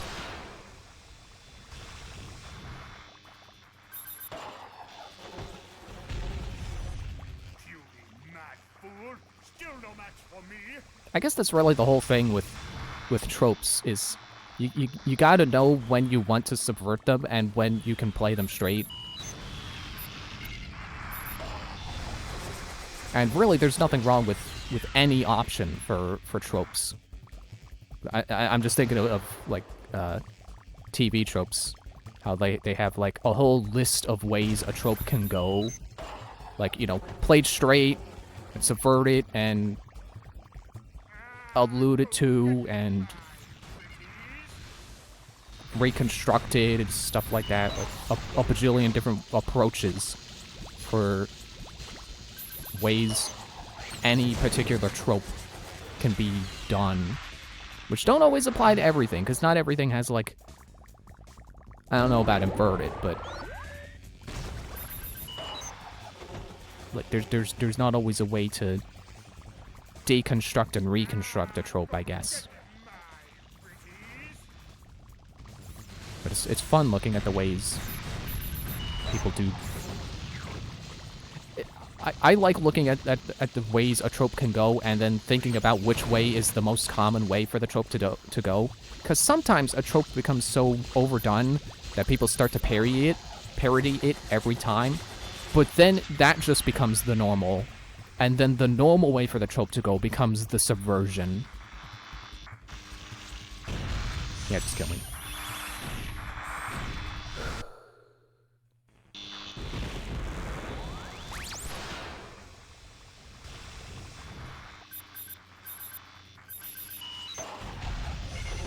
Ah! Stop hitting me in the first get-go! I've barely done anything! I still think this is a bad boss. This is not good. Definitely not a good boss. My voice is dying.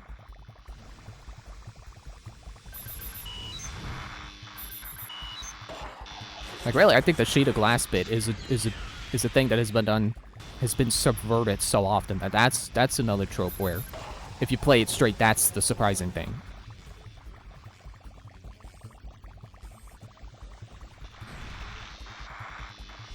Or like a camping episode. Like that has been done to death so much that you always expect the camping trip to go wrong. So having a camping episode where everything goes fine is like a rarity. Yeah, fire missiles. Such a big man with big weapons. Which reminds me, apparently there's a Splatfest happening right now that I forgot about. Forgot was happening this weekend.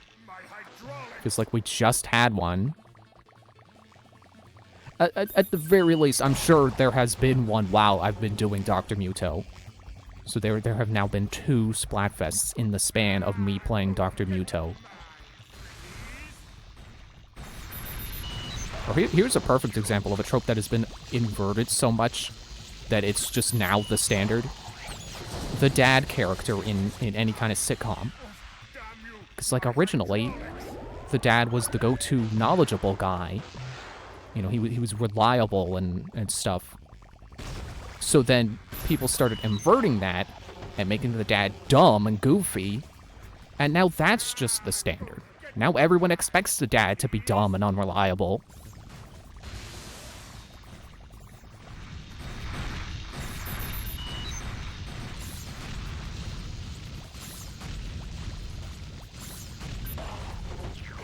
Okay, you're definitely over there healing.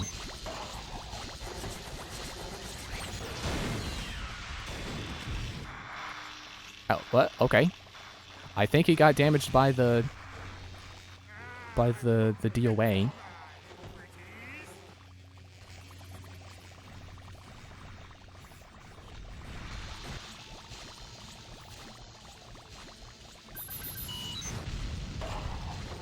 Are you trying to heal again?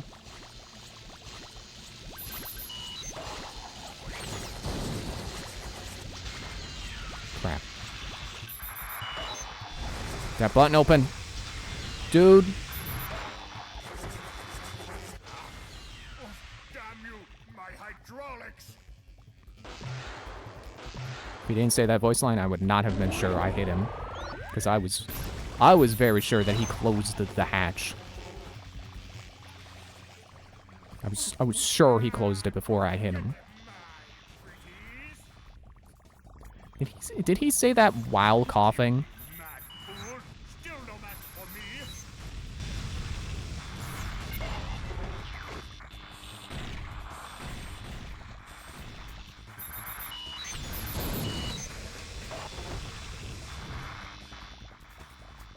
Camera, please work with me.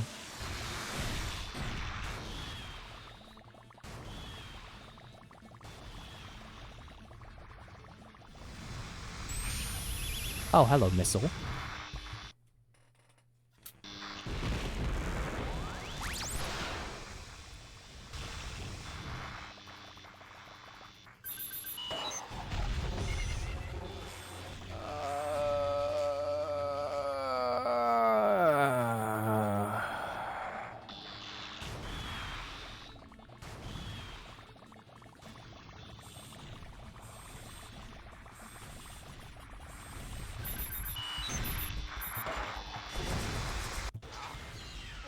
Damn you, my hydraulics!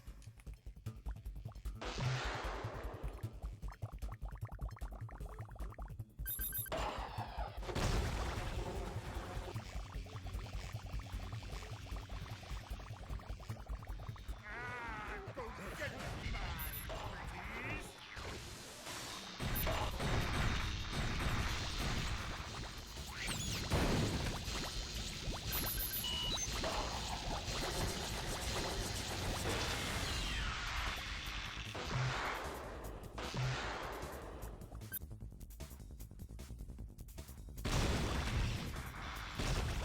Come on, hit a wall.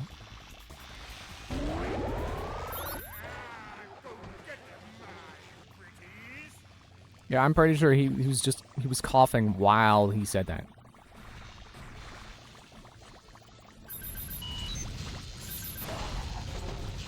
Stop healing.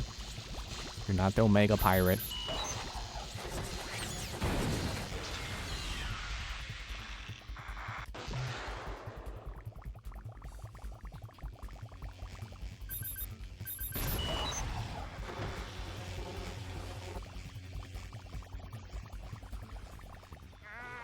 Go get my pretties!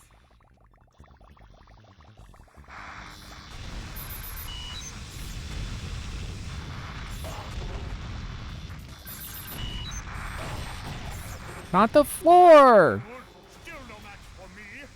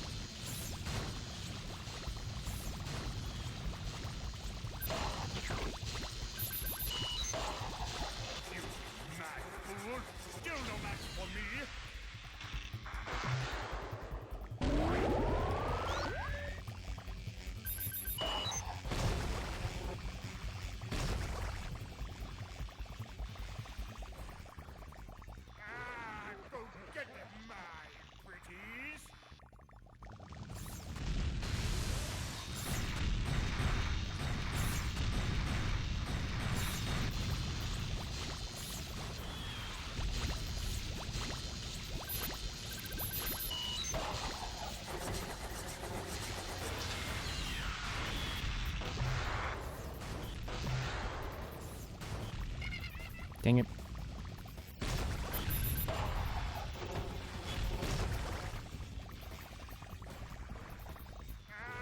Go get them, my pretties.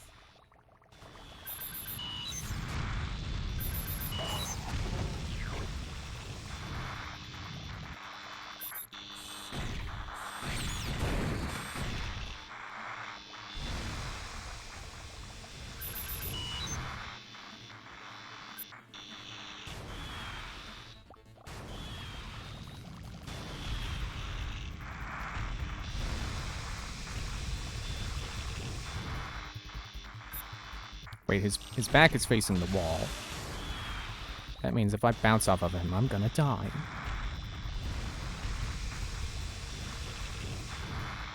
Should just hide over here and wait for him to move, and then... Yeah, 'cause of course he's gonna move to where he can shoot me. He's not gonna let me just stand in a safe spot.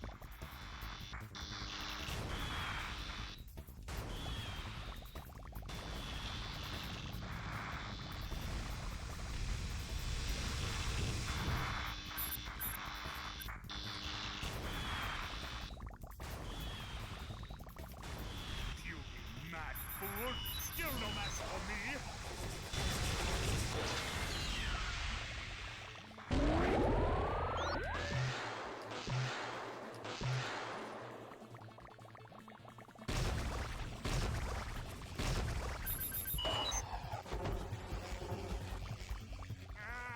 Go get them, my pretties.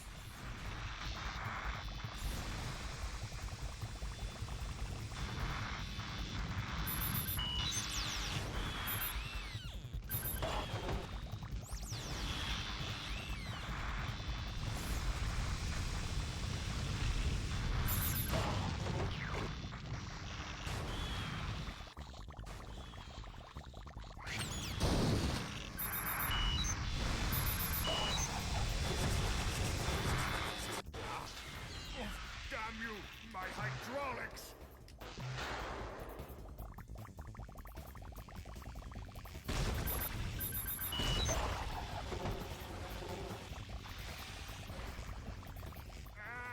Go get them, my pretties! You mad fool! Still no match for me!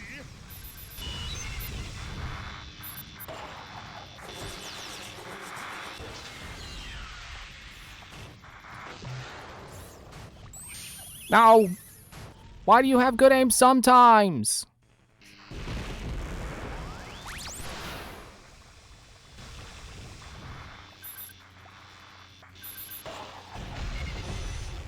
What? Still can't get a date? Let me start over.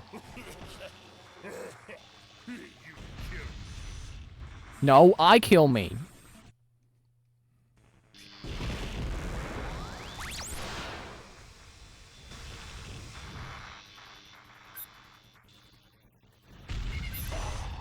What? Still can't get a date? I'm just gonna start over anytime I get hit by the shockwaves right away.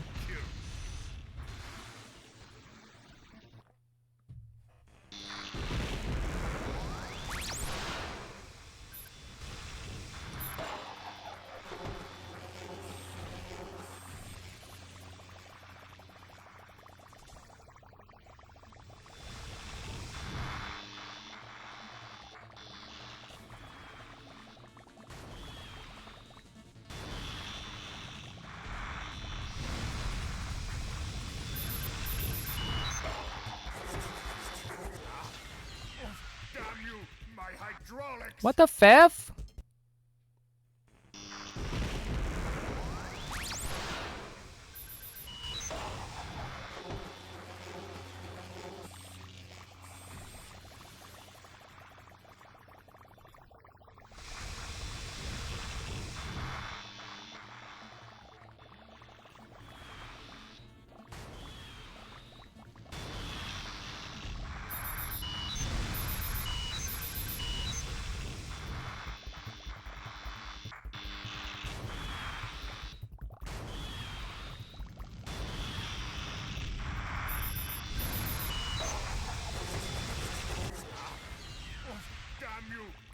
hydraulics.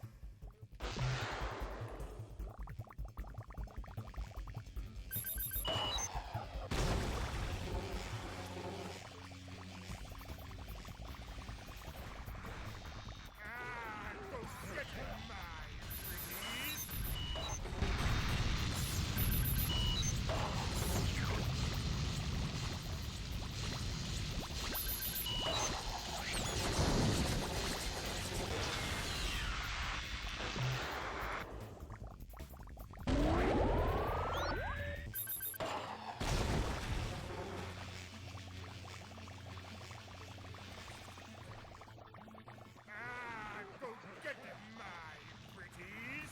Go get him, my pretties.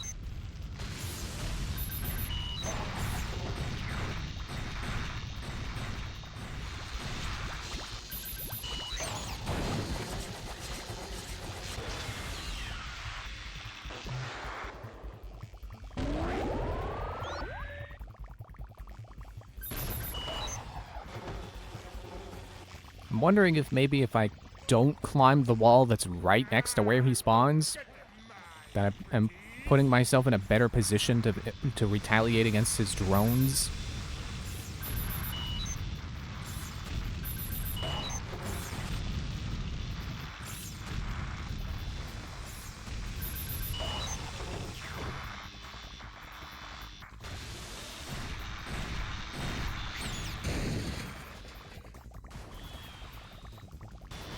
You mad fool. Still no match for me.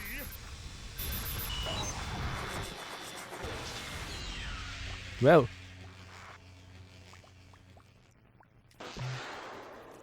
I thought it was gonna fly into a pit.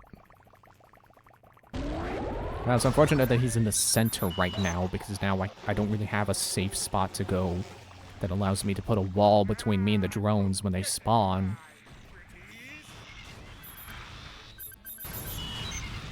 Dude!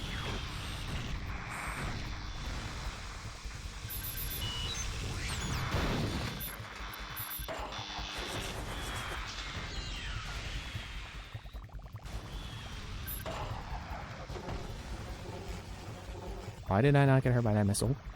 Like, I'm not complaining, but I don't understand the consistency. Or lack thereof.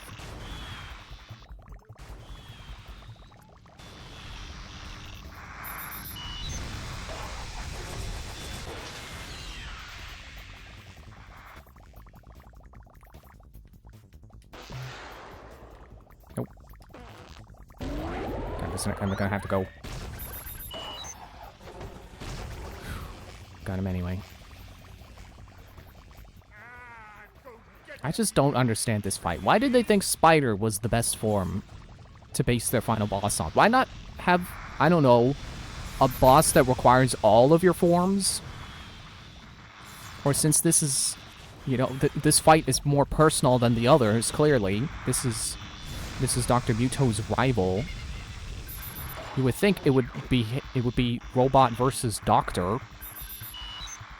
It would be one-on-one. It would be Doctor versus Doctor, basically. But no, instead they decided that the Spider needed a boss fight. It needed to be the final boss fight.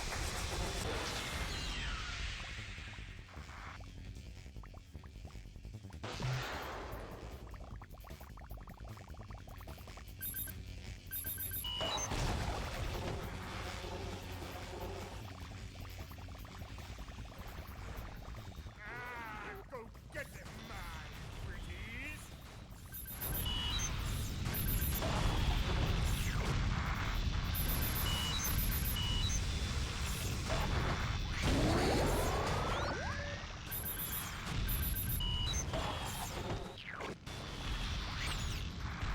Yeah, but I didn't trust it to do that before, and that's why I wasn't doing it. I shouldn't have trusted it! I should not have trusted the game to explode the drone against the wall, because when has it ever done that consistently? You mad fool. Still no match for me. And I should just make like Billy Hatcher and put the Friday Night Funkin' soundtrack on again.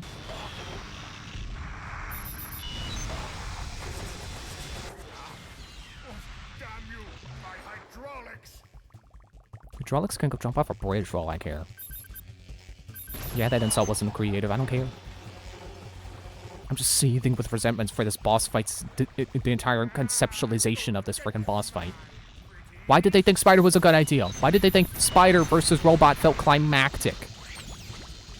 Yeah, I feel like I should be blowing these against the wall so I can get the potion immediately. But it's not consistent. So I'm just not gonna. You mad fool! Still no match for me! Joke's on you, I get a potion out of this. I missed. I failed to damage him, so that heal stays. I didn't undo his heal. Wait, he's taking a smoke break anyway? Frickin' chucklehead. Smoking really is gonna kill him, and not because of the diseases it's gonna give him.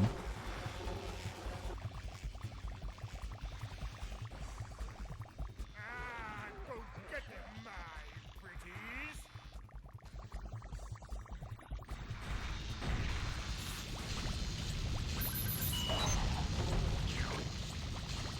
Is he trying to heal?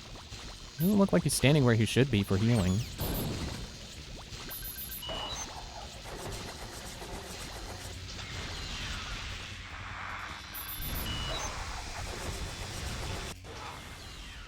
Damn you, my hydraulics!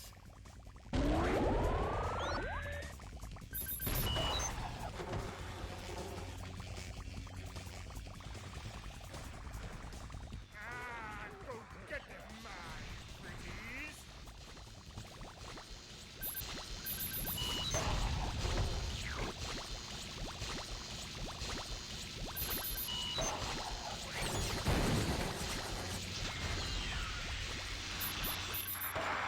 Stop healing!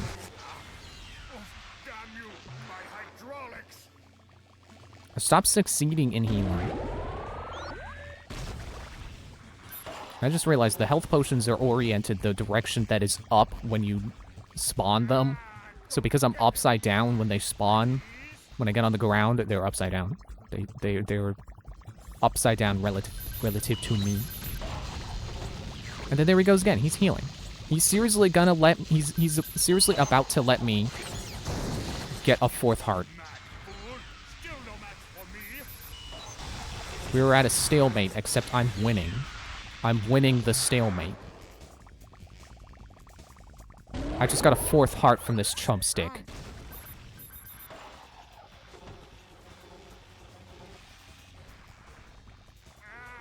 Go get them, my pretties! And there it goes.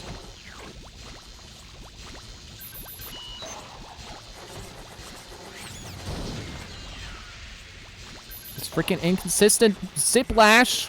No wonder Chibi Robo Ziplash didn't sell. Hydraulics! Yes, I know that has nothing to do with anything.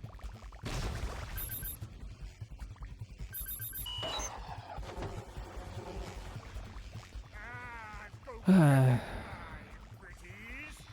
Scott the Waz put up a new video. I think it was last night, and it has yet another reminder of why or how poorly Nintendo has treated Chibi Robo.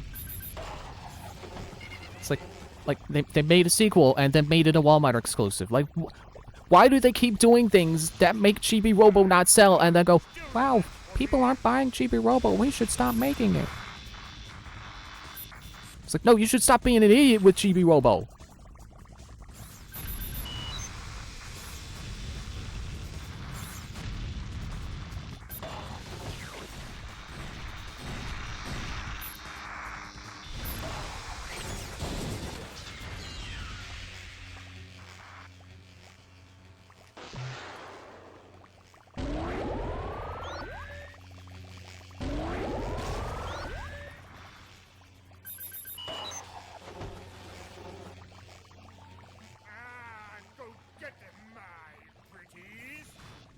It's like people think Paper Mario fans have it bad, but at least Nintendo has faith in Paper Mario games, even if it's wrongly placed faith in gimmicks that they should stop doing because the fans don't like them.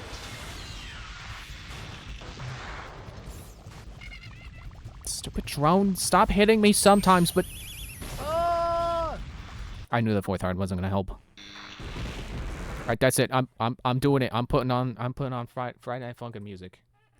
I don't care anymore. This is the climactic boss fight that they wanted us to have. This nonsense.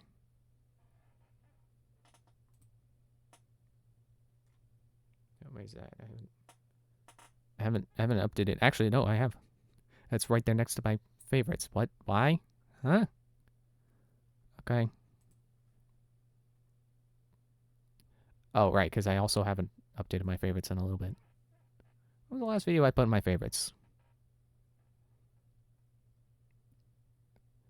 Oh, a compilation of Rubber Chicken videos. Because the Rubber Chicken is just hilarious to me. You know, the Rubber Chicken where you squeeze and it sounds like it's screaming. It's the funniest thing I've ever seen. Okay, I can't... I was going to mute desktop audio, and then I realized, wait, I can't do that, because then you won't be able to hear it. I have to mute specifically Dr. Muto. Quote-unquote. Totally legitimate copy of Dr. Muto. I do have one.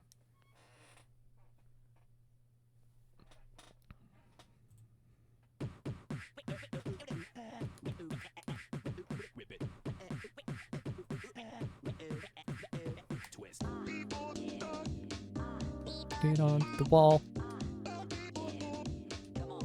Get on the wall! Alright, starting over.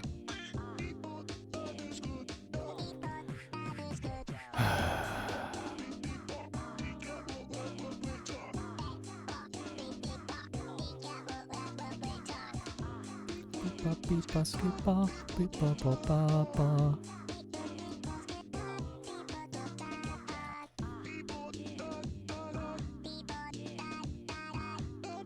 although playing this without audio is probably not a good idea, because now I can't hear where he's at.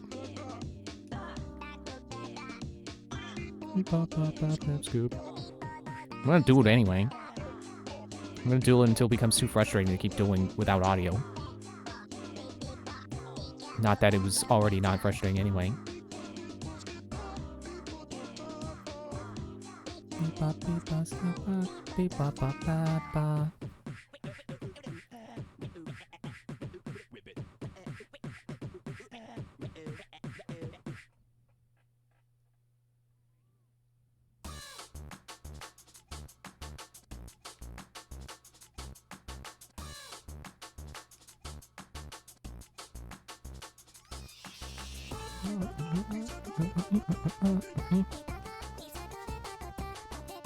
Got hit by a missile.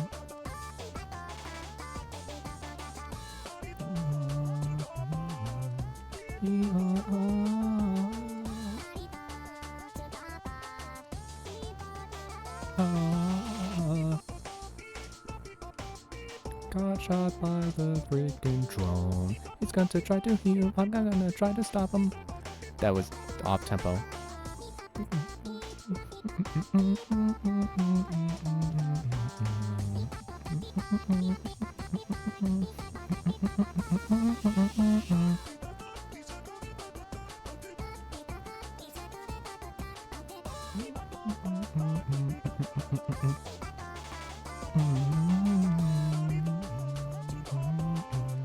Where's the freaking drone?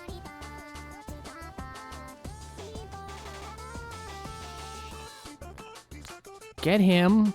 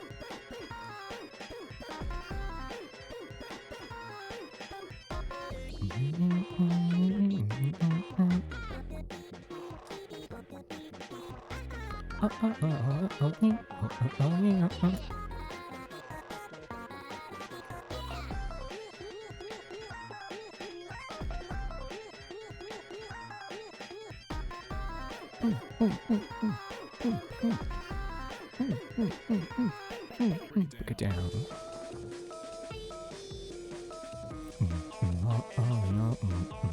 Oh, missiles.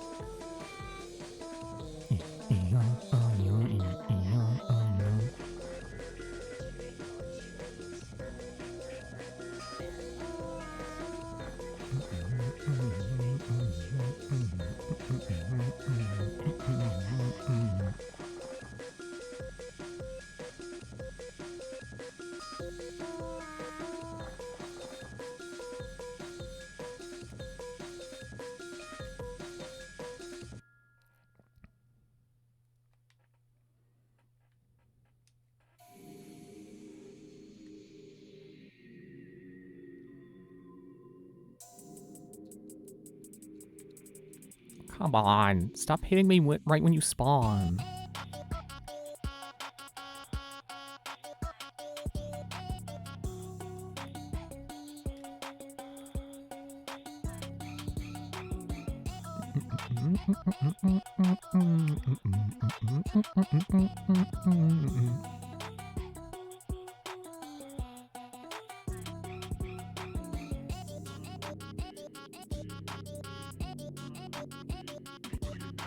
Oh, he's going to heal again. Not the floor!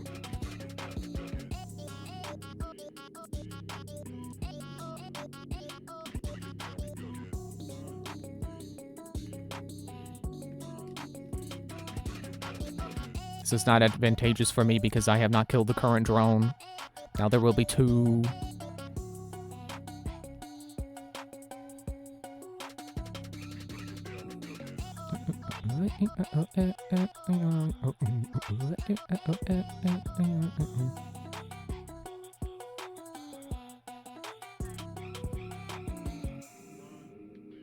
Oh, I knew you were healing somewhere. Dude! It's like you can't come at it 2 sideways or something. Gotcha anyway. Oh.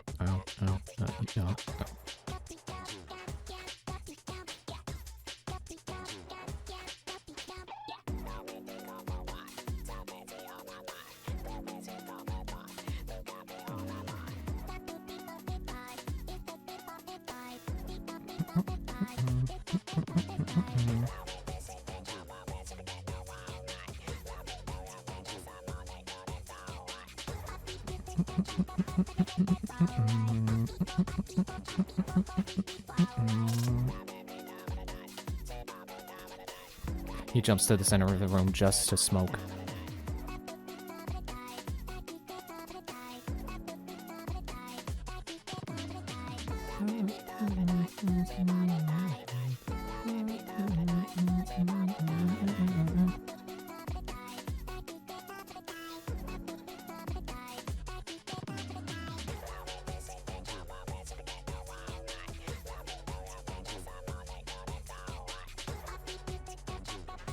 It's like I can look low enough, but I can't aim the web low enough, which is stupid.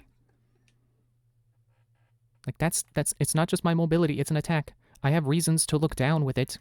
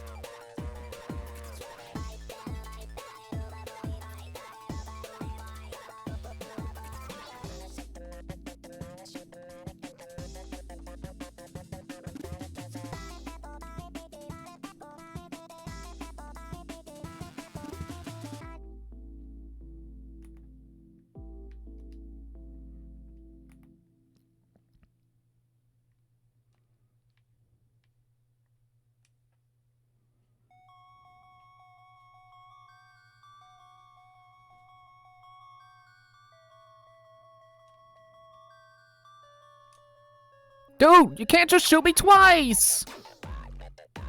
Stop!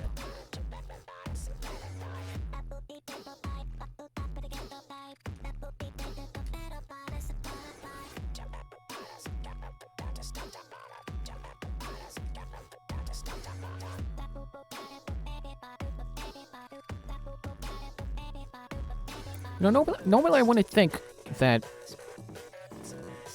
like glitches and stuff count towards something being technically bad.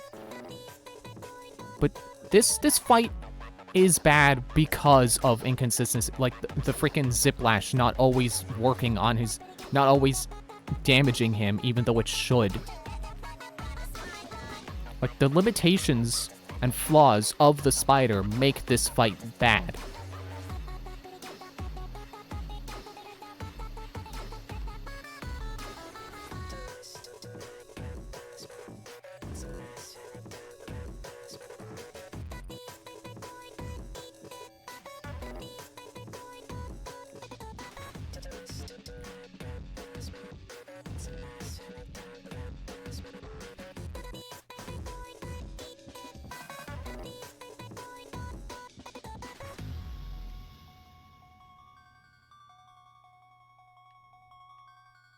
Get back in the center of the room, you chucklehead.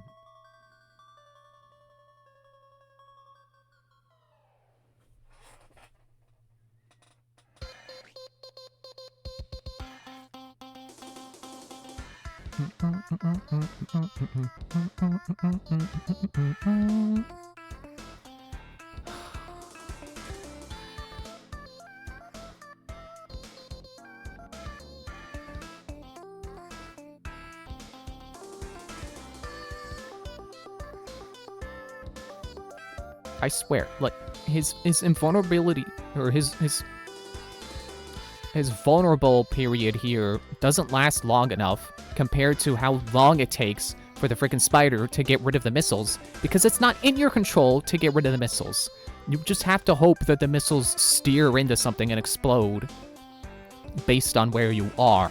You're not controlling the missiles exploding. You're not shooting them down with your powers or putting up a shield.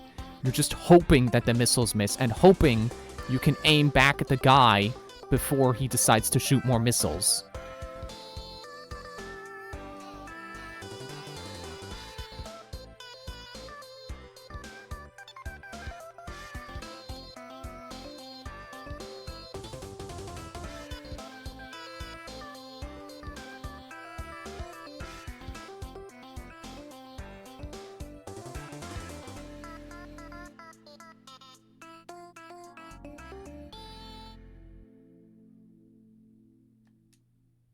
Dang it.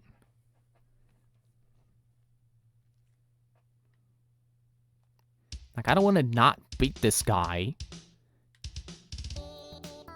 and end up having this stream series and possibly future YouTube series, I don't know, end anticlimactically. But it already does. This boss fight is such a...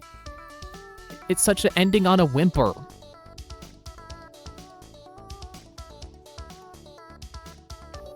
Like, I'm not the one making this game end anticlimactically. They're the ones who made it anticlimactically by having the final boss fight take place while you're a roach. I mean, yeah, technically spider, but I'm the roach. Because of course I was gonna get the DNA, because that's what you're supposed to do. You're supposed to collect stuff. And No, no, let's not have it be a climactic fight of giant gorilla versus robot. Because we already did that. We don't want to do that again. Which, you know, fair, but it would have been better. They should have saved it for this fight.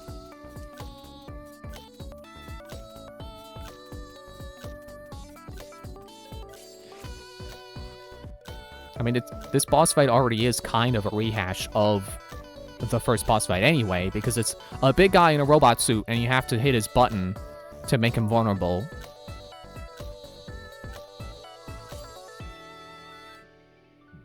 Excuse me.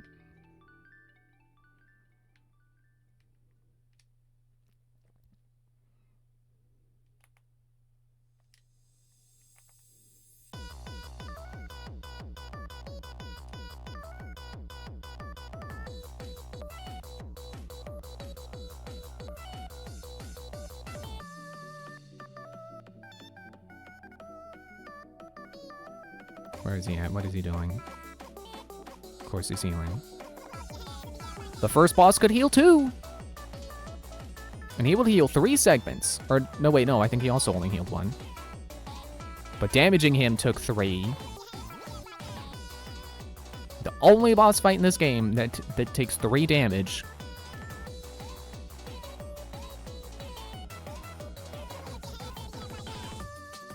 Like, even if this guy took 2 hits per cycle instead of 1, I would have beaten him by now.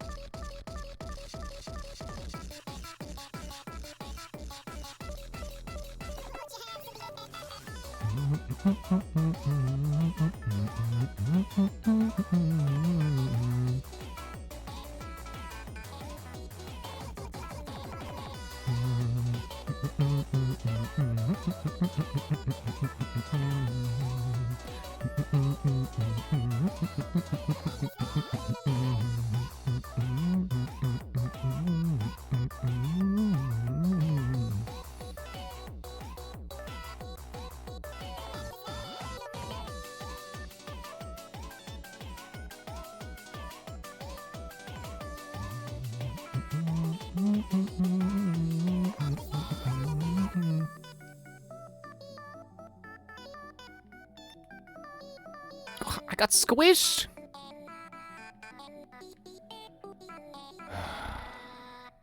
Now I'm gonna get hit by the shockwave because I can't get on the wall. No, we're not doing music. We're not doing Christmas music. No. I know we did the Halloween music, but we're skipping Christmas.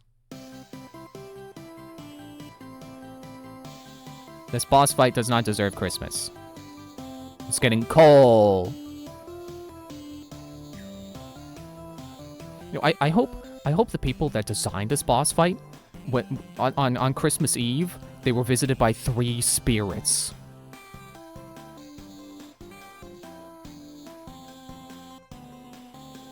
That is probably the dumbest, intentionally dumb insult I've ever said.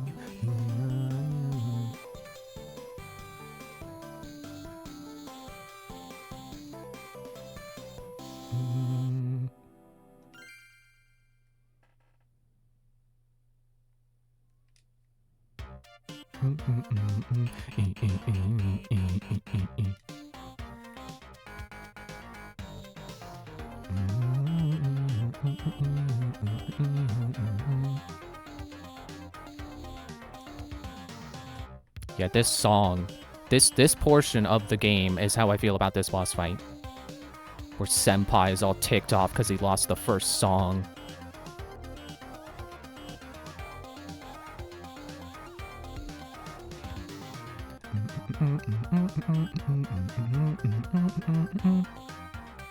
Yeah, that first song was too happy. This expresses how I feel.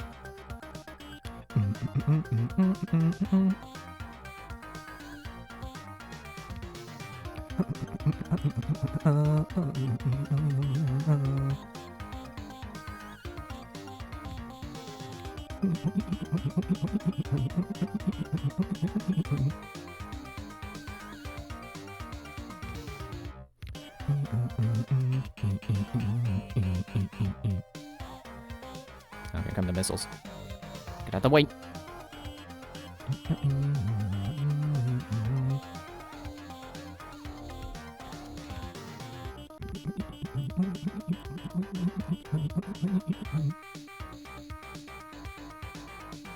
How many drones are in here right now?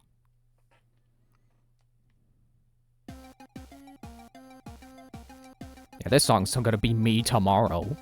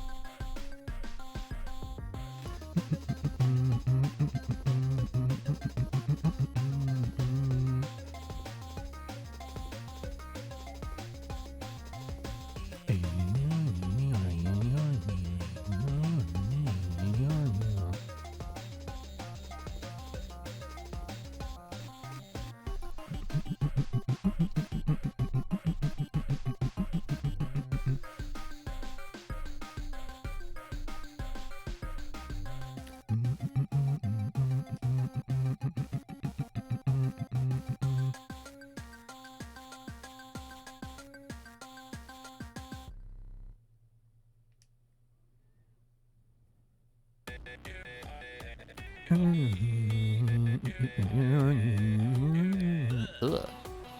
Yeah, I know, right? Ugh.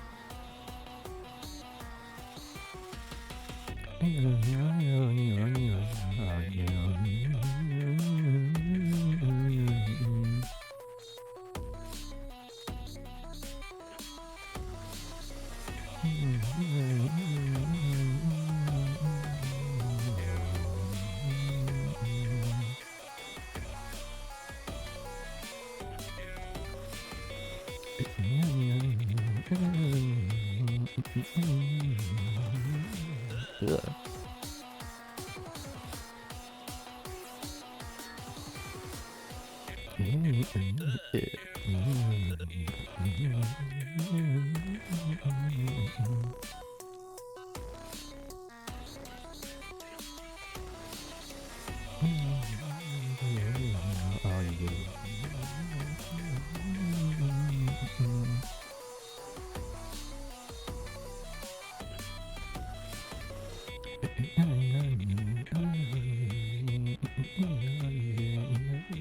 Ugh.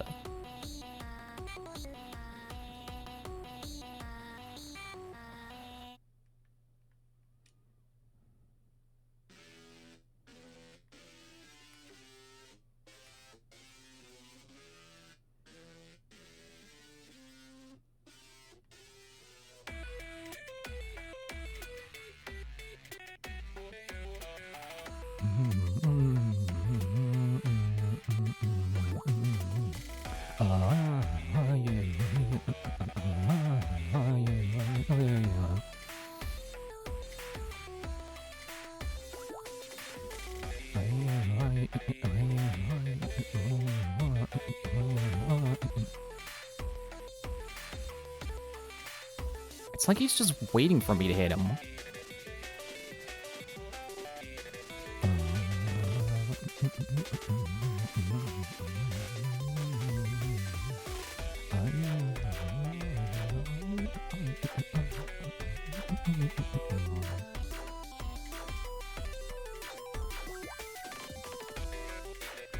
That's he's stuck in a loop with taunting.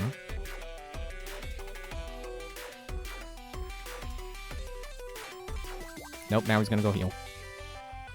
Not if the game lets me prevent you from doing that.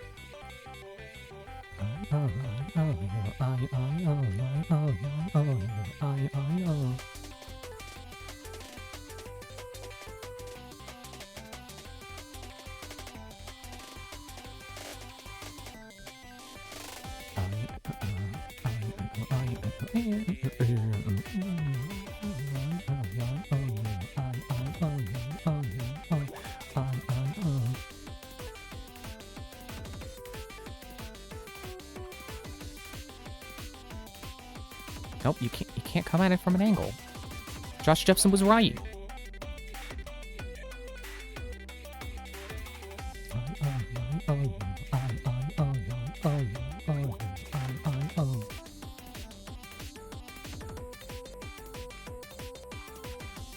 Oh, bonus. Wow. I have 4 hearts. How did I do that? Was that the power of Tank Man?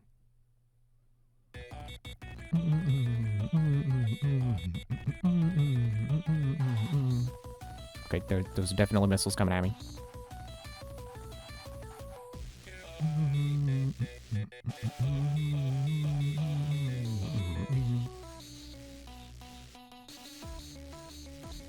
Now he's taunting again.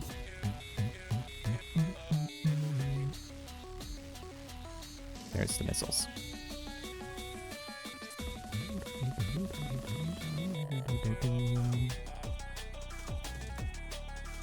Now his back's facing the wall. He's stacking up all the mods. Toilet's clogged.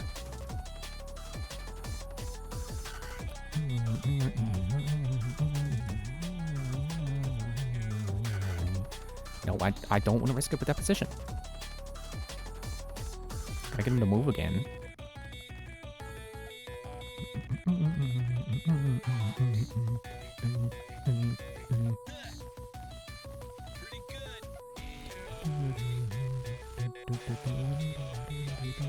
Ow.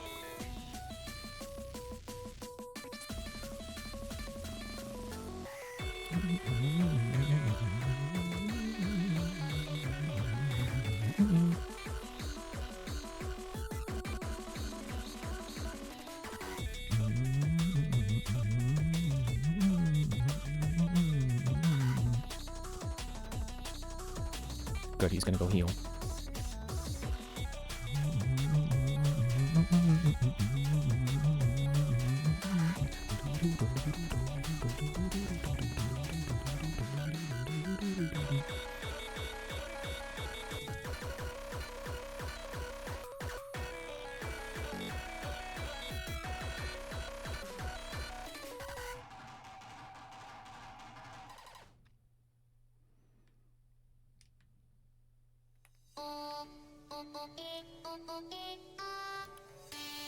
No. QT's too happy. No, go to the next one. There, that's better. This conveys how I feel.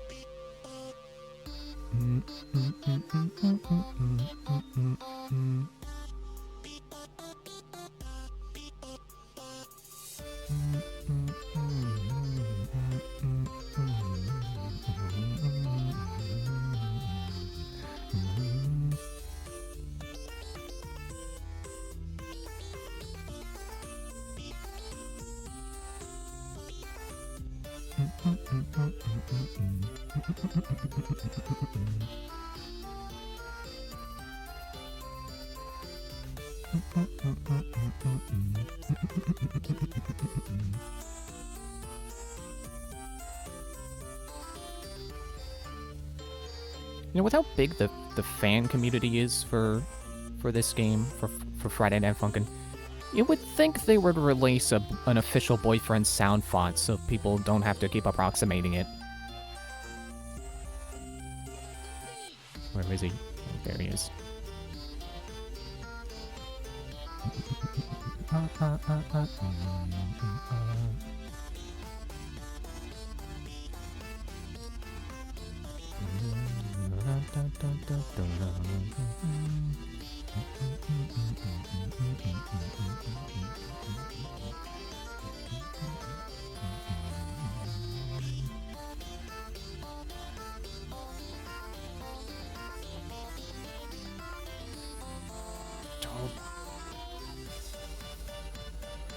Two of these at once is just totally unfair.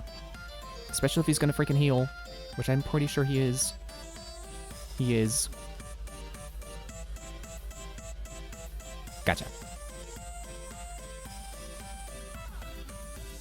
Like, there's just no way for me to deal with two of them at once without getting shot. Oh. I can't even lean back in frustration and exhaustion because I'm gonna get hit.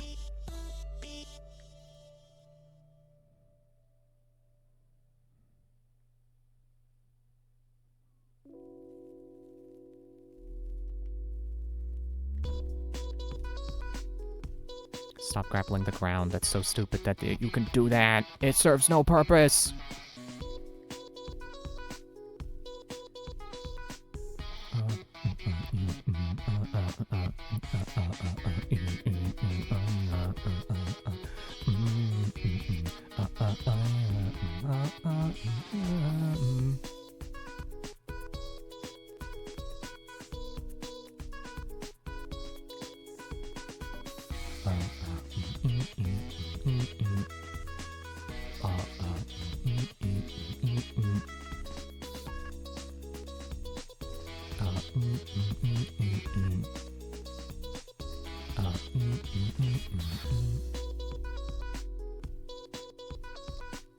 I can't see the freaking drone now. He's got to heal.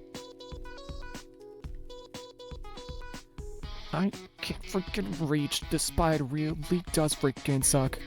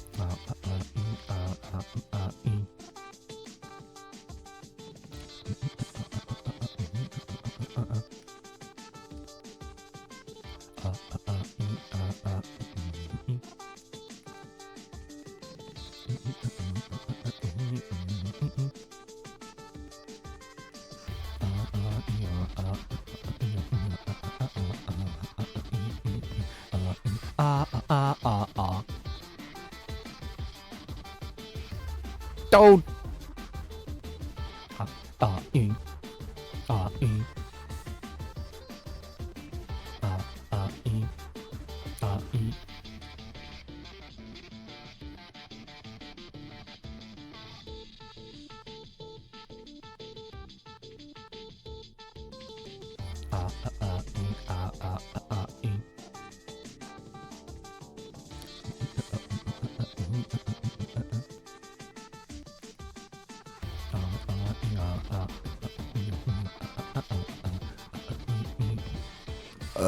Excuse me.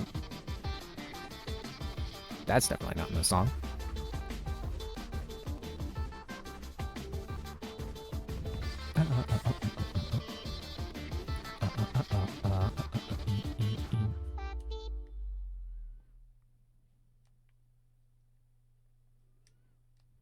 Get out. Yeah, that's me right now. Ballistic.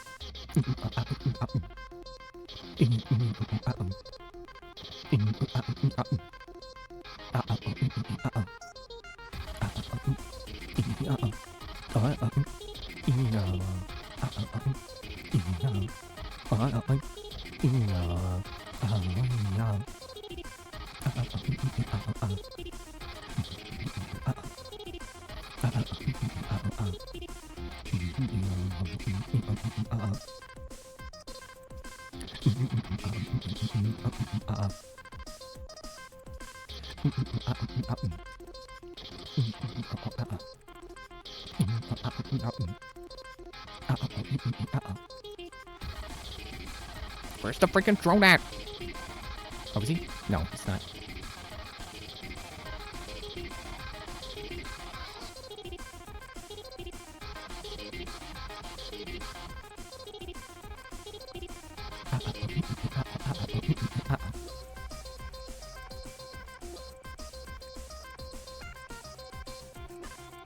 What are you doing? Like, flexing?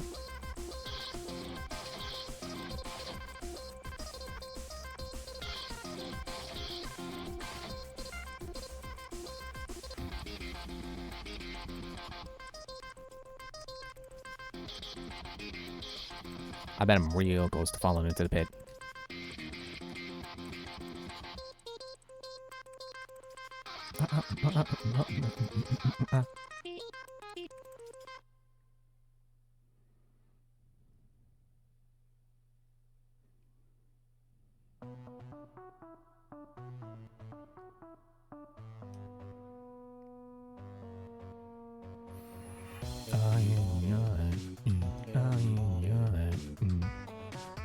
He's flexing. Since when do you flex?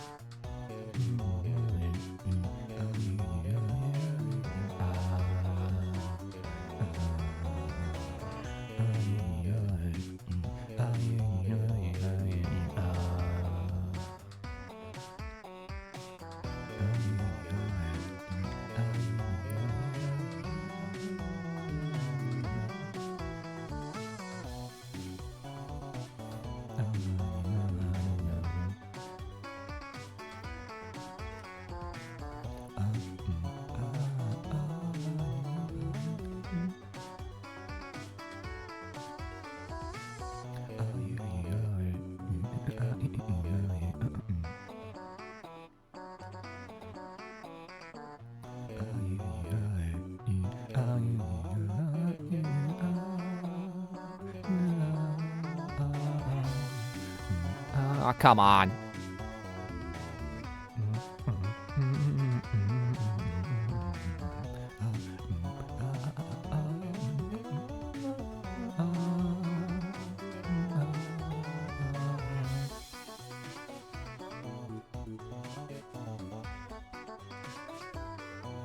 I need you to turn around.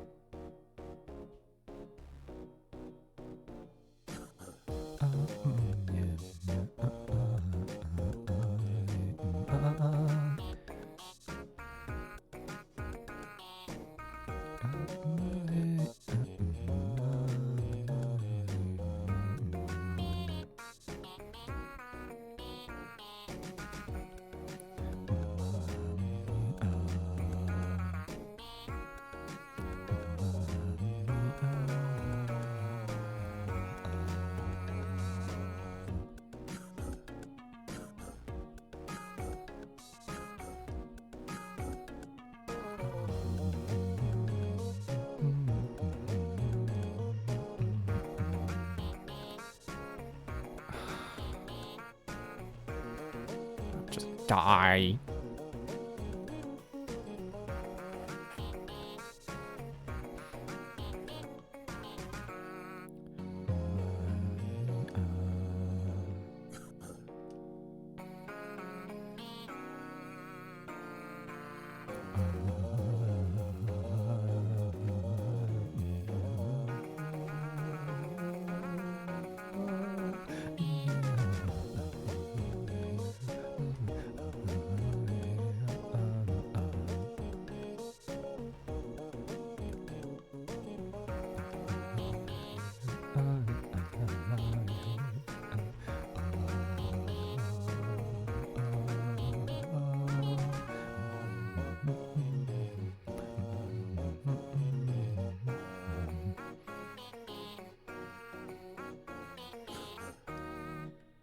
Which this guy was dying from his cigar, turning into a smoke ghost.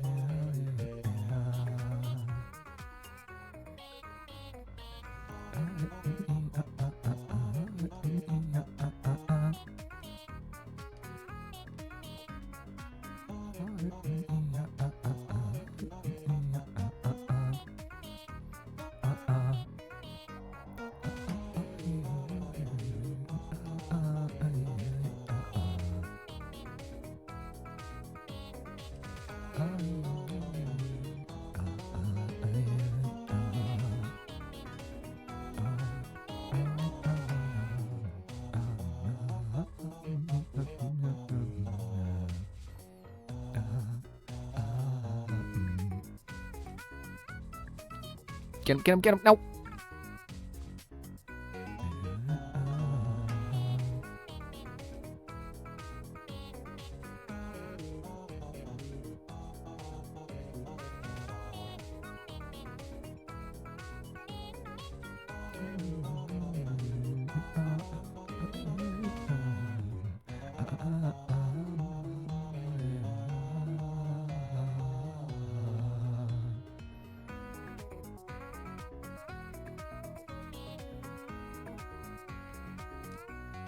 Tight bars, little man.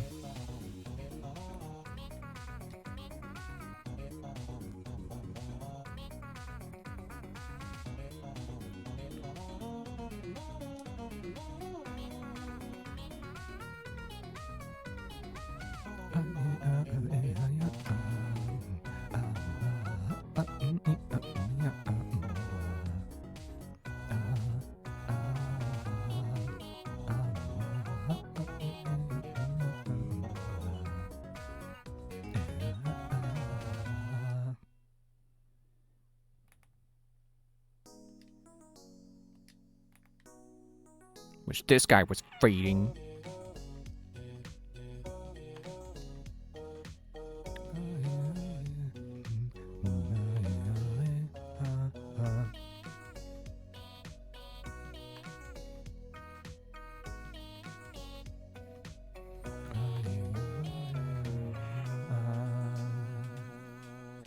That was not a good time to attack.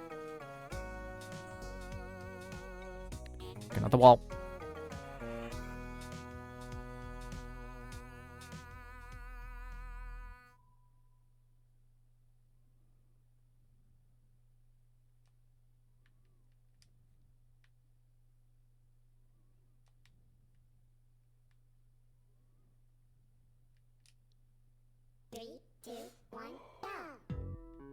Welcome to McDevil's. What can I get for you today?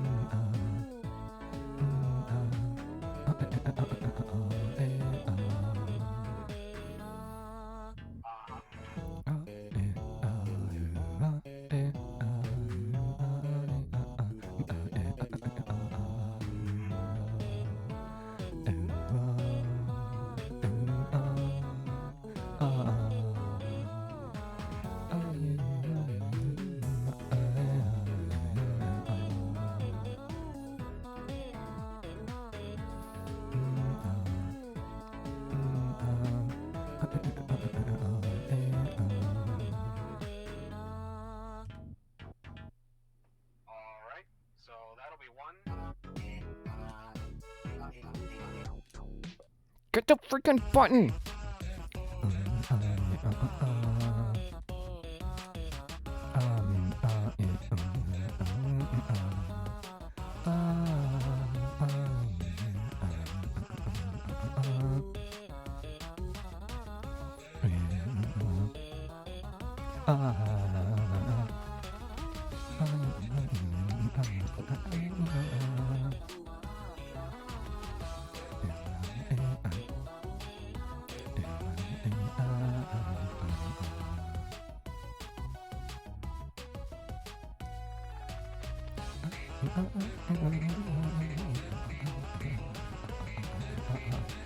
Dude, I need you to move closer to the middle of the arena.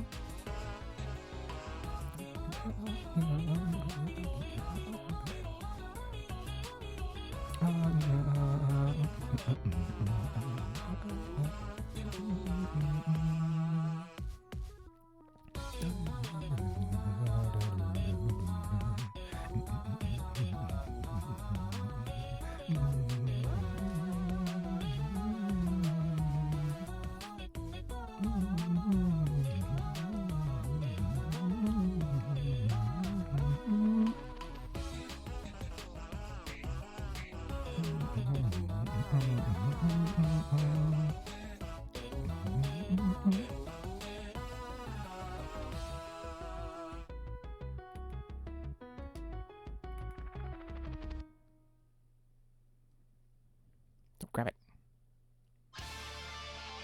Uh-oh. Copyrighted music. That's not supposed to be playing. I don't know why it does that. That's not in the playlist. I think that happened when I did that with Billy Hatcher, too.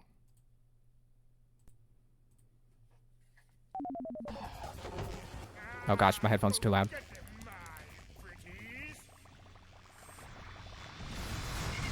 Ouch.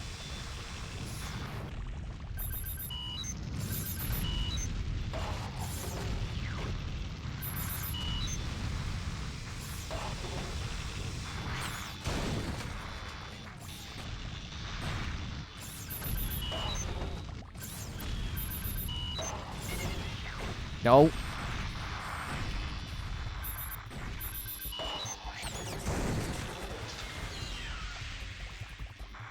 Which hit is this?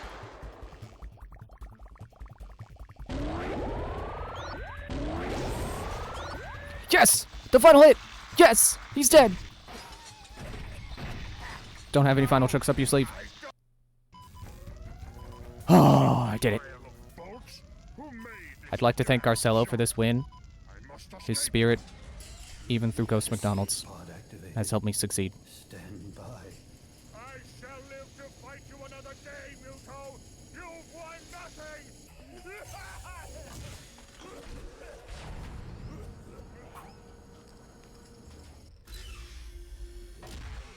Escape pod launching.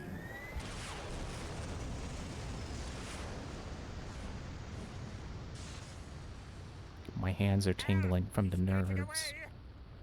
I've got him, Doctor. They are tingling and trembling. Malfunction.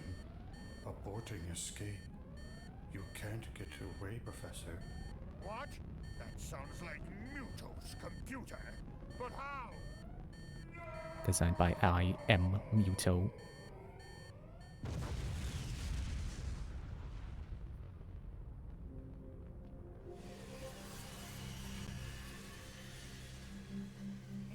Hey Griffey, good to see you show up when I finally, after I swear 3 hours of one boss fight,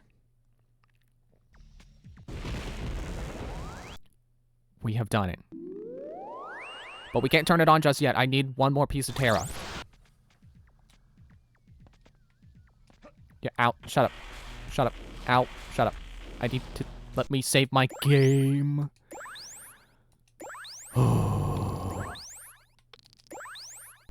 I'm not even kidding. I swear that boss fight took me 3 hours. Or at least 2.5. Holy crap. And I still gotta go back. I gotta go back to the assembly line. No. why won't my suffering end? Where is the assembly line? I don't remember. I think it's down this way. I turned my headphones down too much, and now I can't. The game is too quiet.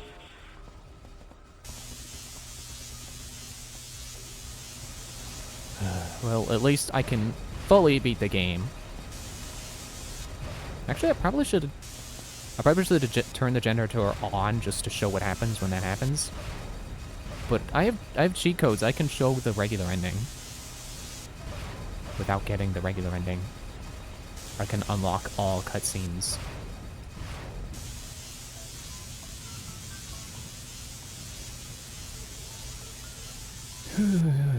Shortcut's still open? I hope so.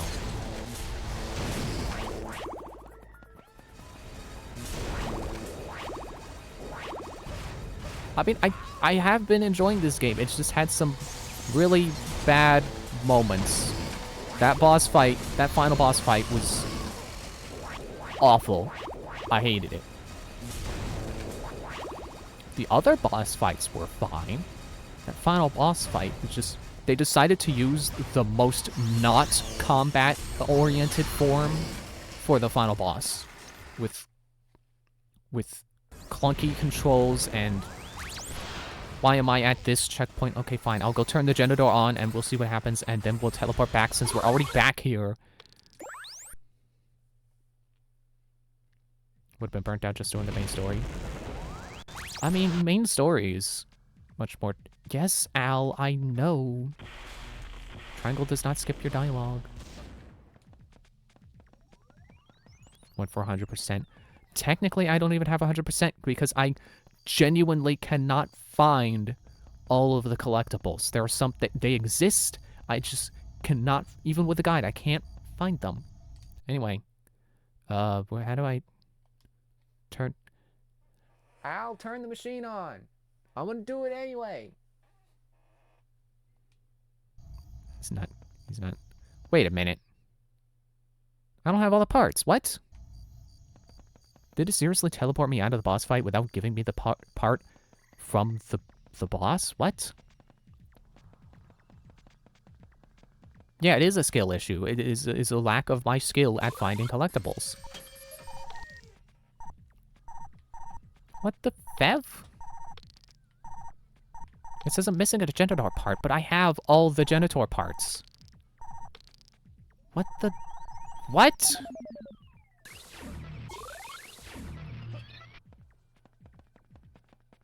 I'm not gonna go find them, Criffy. I tried. I just want to beat this game, and then Monday we'll do Assassin's Creed. But apparently... apparently the game is glitched, and it doesn't think I have all the Genitor parts when I have all the Genitor parts. Dude! Okay, it's freaking almost 11 p.m. I shouldn't be doing that. I'm gonna save again. And then restart. It still says I have 16 of 17.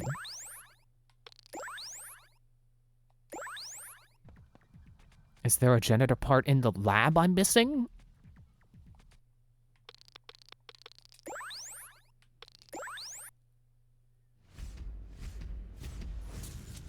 Yes, I think that's the joke.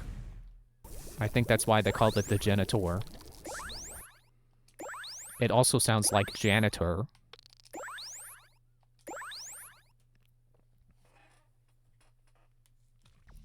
You must retrieve all the Genitor pieces to reconstruct the world that you blew up. I did.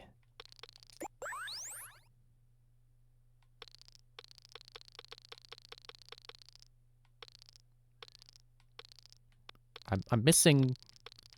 Hang on, let me try to... I can highlight it. I'm supposed to... There. Kitchen sink.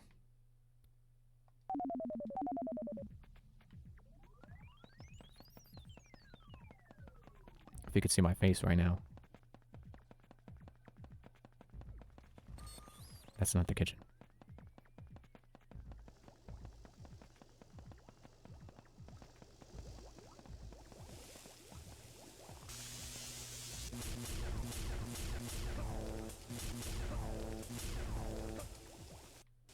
How do I get the kitchen sink? But what? Guide?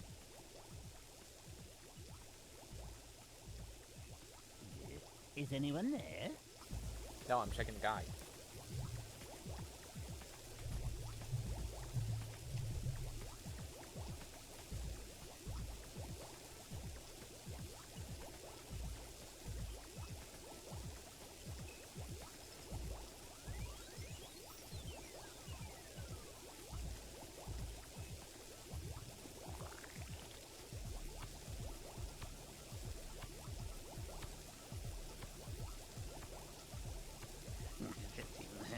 It all depends on 15th iteration.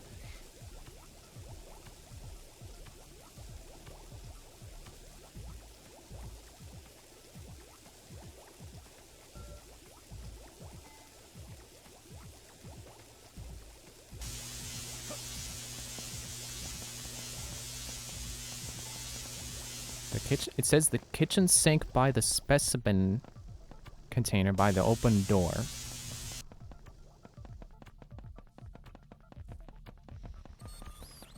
Is that in here? It's technically not a kitchen sink if I don't take it from the kitchen.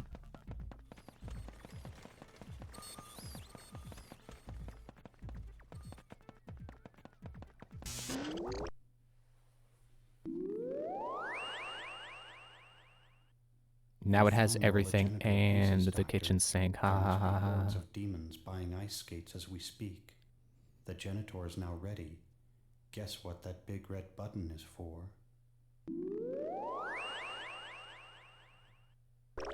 Is it a pizza button? Am I gonna will pressing it open up the webpage for Papa John's?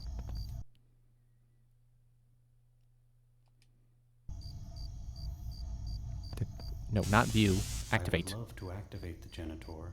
However, I would not like to see the ragged, half-built shell of a world that would result without all the terra available. I would love to activate the Okay, so I janitor. actually do need all the Terra. Well, I crap. would not like to see the ragged, half-built So shell it's of a world too that late would for me to result show the without regular all ending then. terra available. Unless the game actually does require you to get all the isotopes you need to. I don't remember that being the case. Like, this isn't a terribly difficult game. It's just obnoxious sometimes. I don't know that I could recommend it to anyone unless they really enjoy this style of game and are okay with the enemy placement being really obnoxious and boss fights being kind of jank. And for some reason, the checkpoint's over here, even though literally the machine that exists for the sole purpose of giving me a checkpoint is over there. Hang on, I want to check something. It's just too crazy with the enemy placement, jeez. Good lord.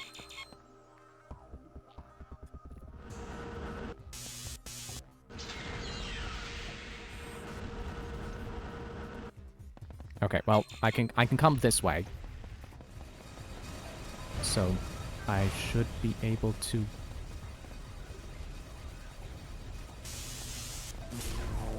hang on.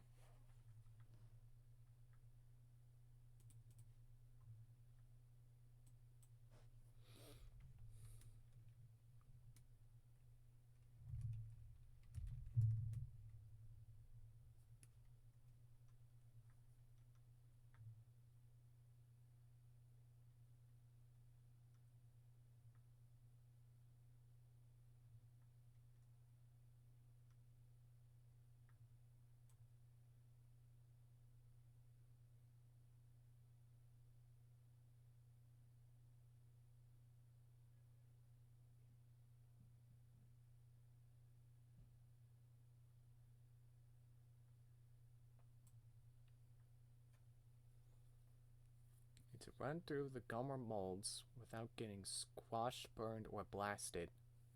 Which I assume is just referring to the fact that there are obstacles in the way that can kill you not literally get there without taking a single hit.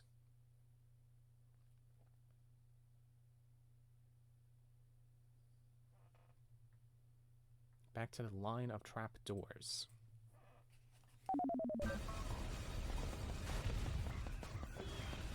Well, there's an isotope I missed. Nope! Well, I should have a checkpoint. Suck it, game. I'm still invisible.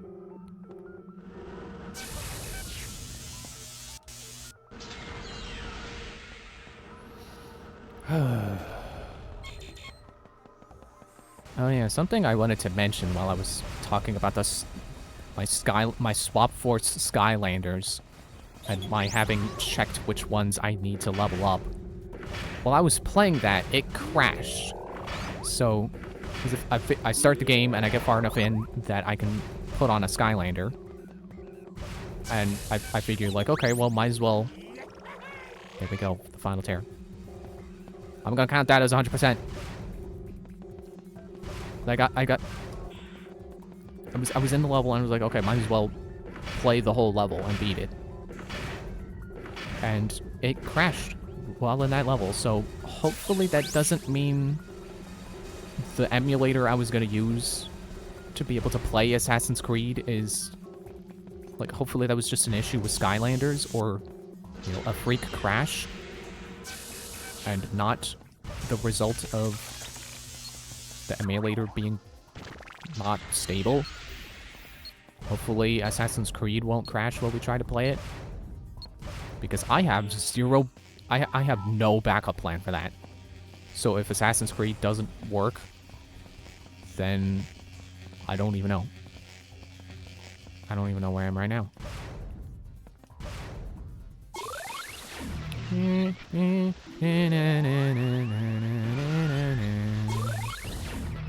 you can't even...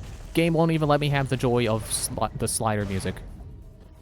Because, like, I need that joy right now. I need the joy of the Mario 64 slider music. Of humming it while I go down a slide. After that awful final boss. Okay, I have all the Terra. I have all the Genidor parts. It's kind of stupid that they don't even point you towards the kitchen sink. They just expect you to get all the other Genidor parts, and then go, hey, wait, I'm missing one, and then look at the instructions for the Genidor, and then realize it says kitchen sink, and then go to the kitchen to get the sink, even though that's not where you're supposed to go. I enjoyed this game. I'm glad I replayed it, but it is stupid sometimes.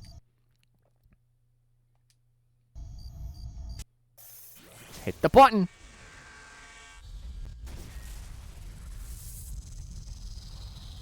Oh, his lab is floating in space because that's...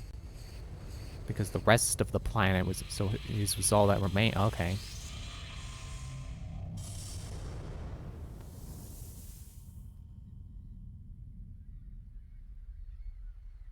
Is that early 2000s CGI? I don't know who this is.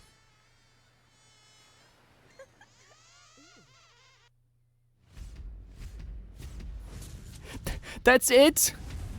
He unlocks a fly transformation that doesn't exist in-game and lands on some woman's chest while she's on the beach. And that's it? That's my good ending? That's not even as good as, like, Banjo-Kazooie giving you, like, oh, well, this isn't the real ending. You gotta wait for the credits to end and then go be grungy. Okay, hang on. I'm pulling up my cheat sheet. And, okay. Oh dear.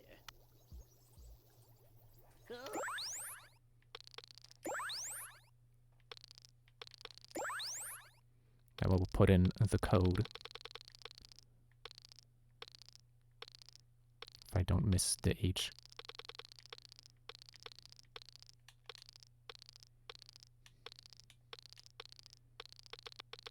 I probably should have went the other way for T. Hot coffee. No.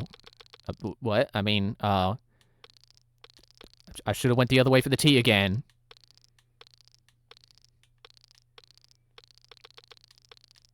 See, it's funny that I was talking about Willy Wonka earlier. And now we're gonna have a not a golden ticket, but a ticket that is highly sought after, such that it is quite hot.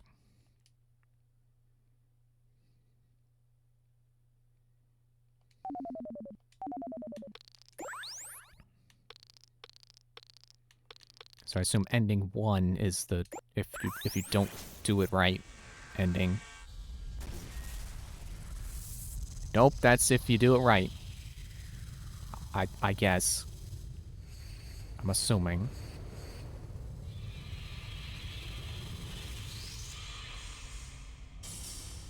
Nope. Well, that worked out pretty good. So, I wonder what would happen if I... Crap.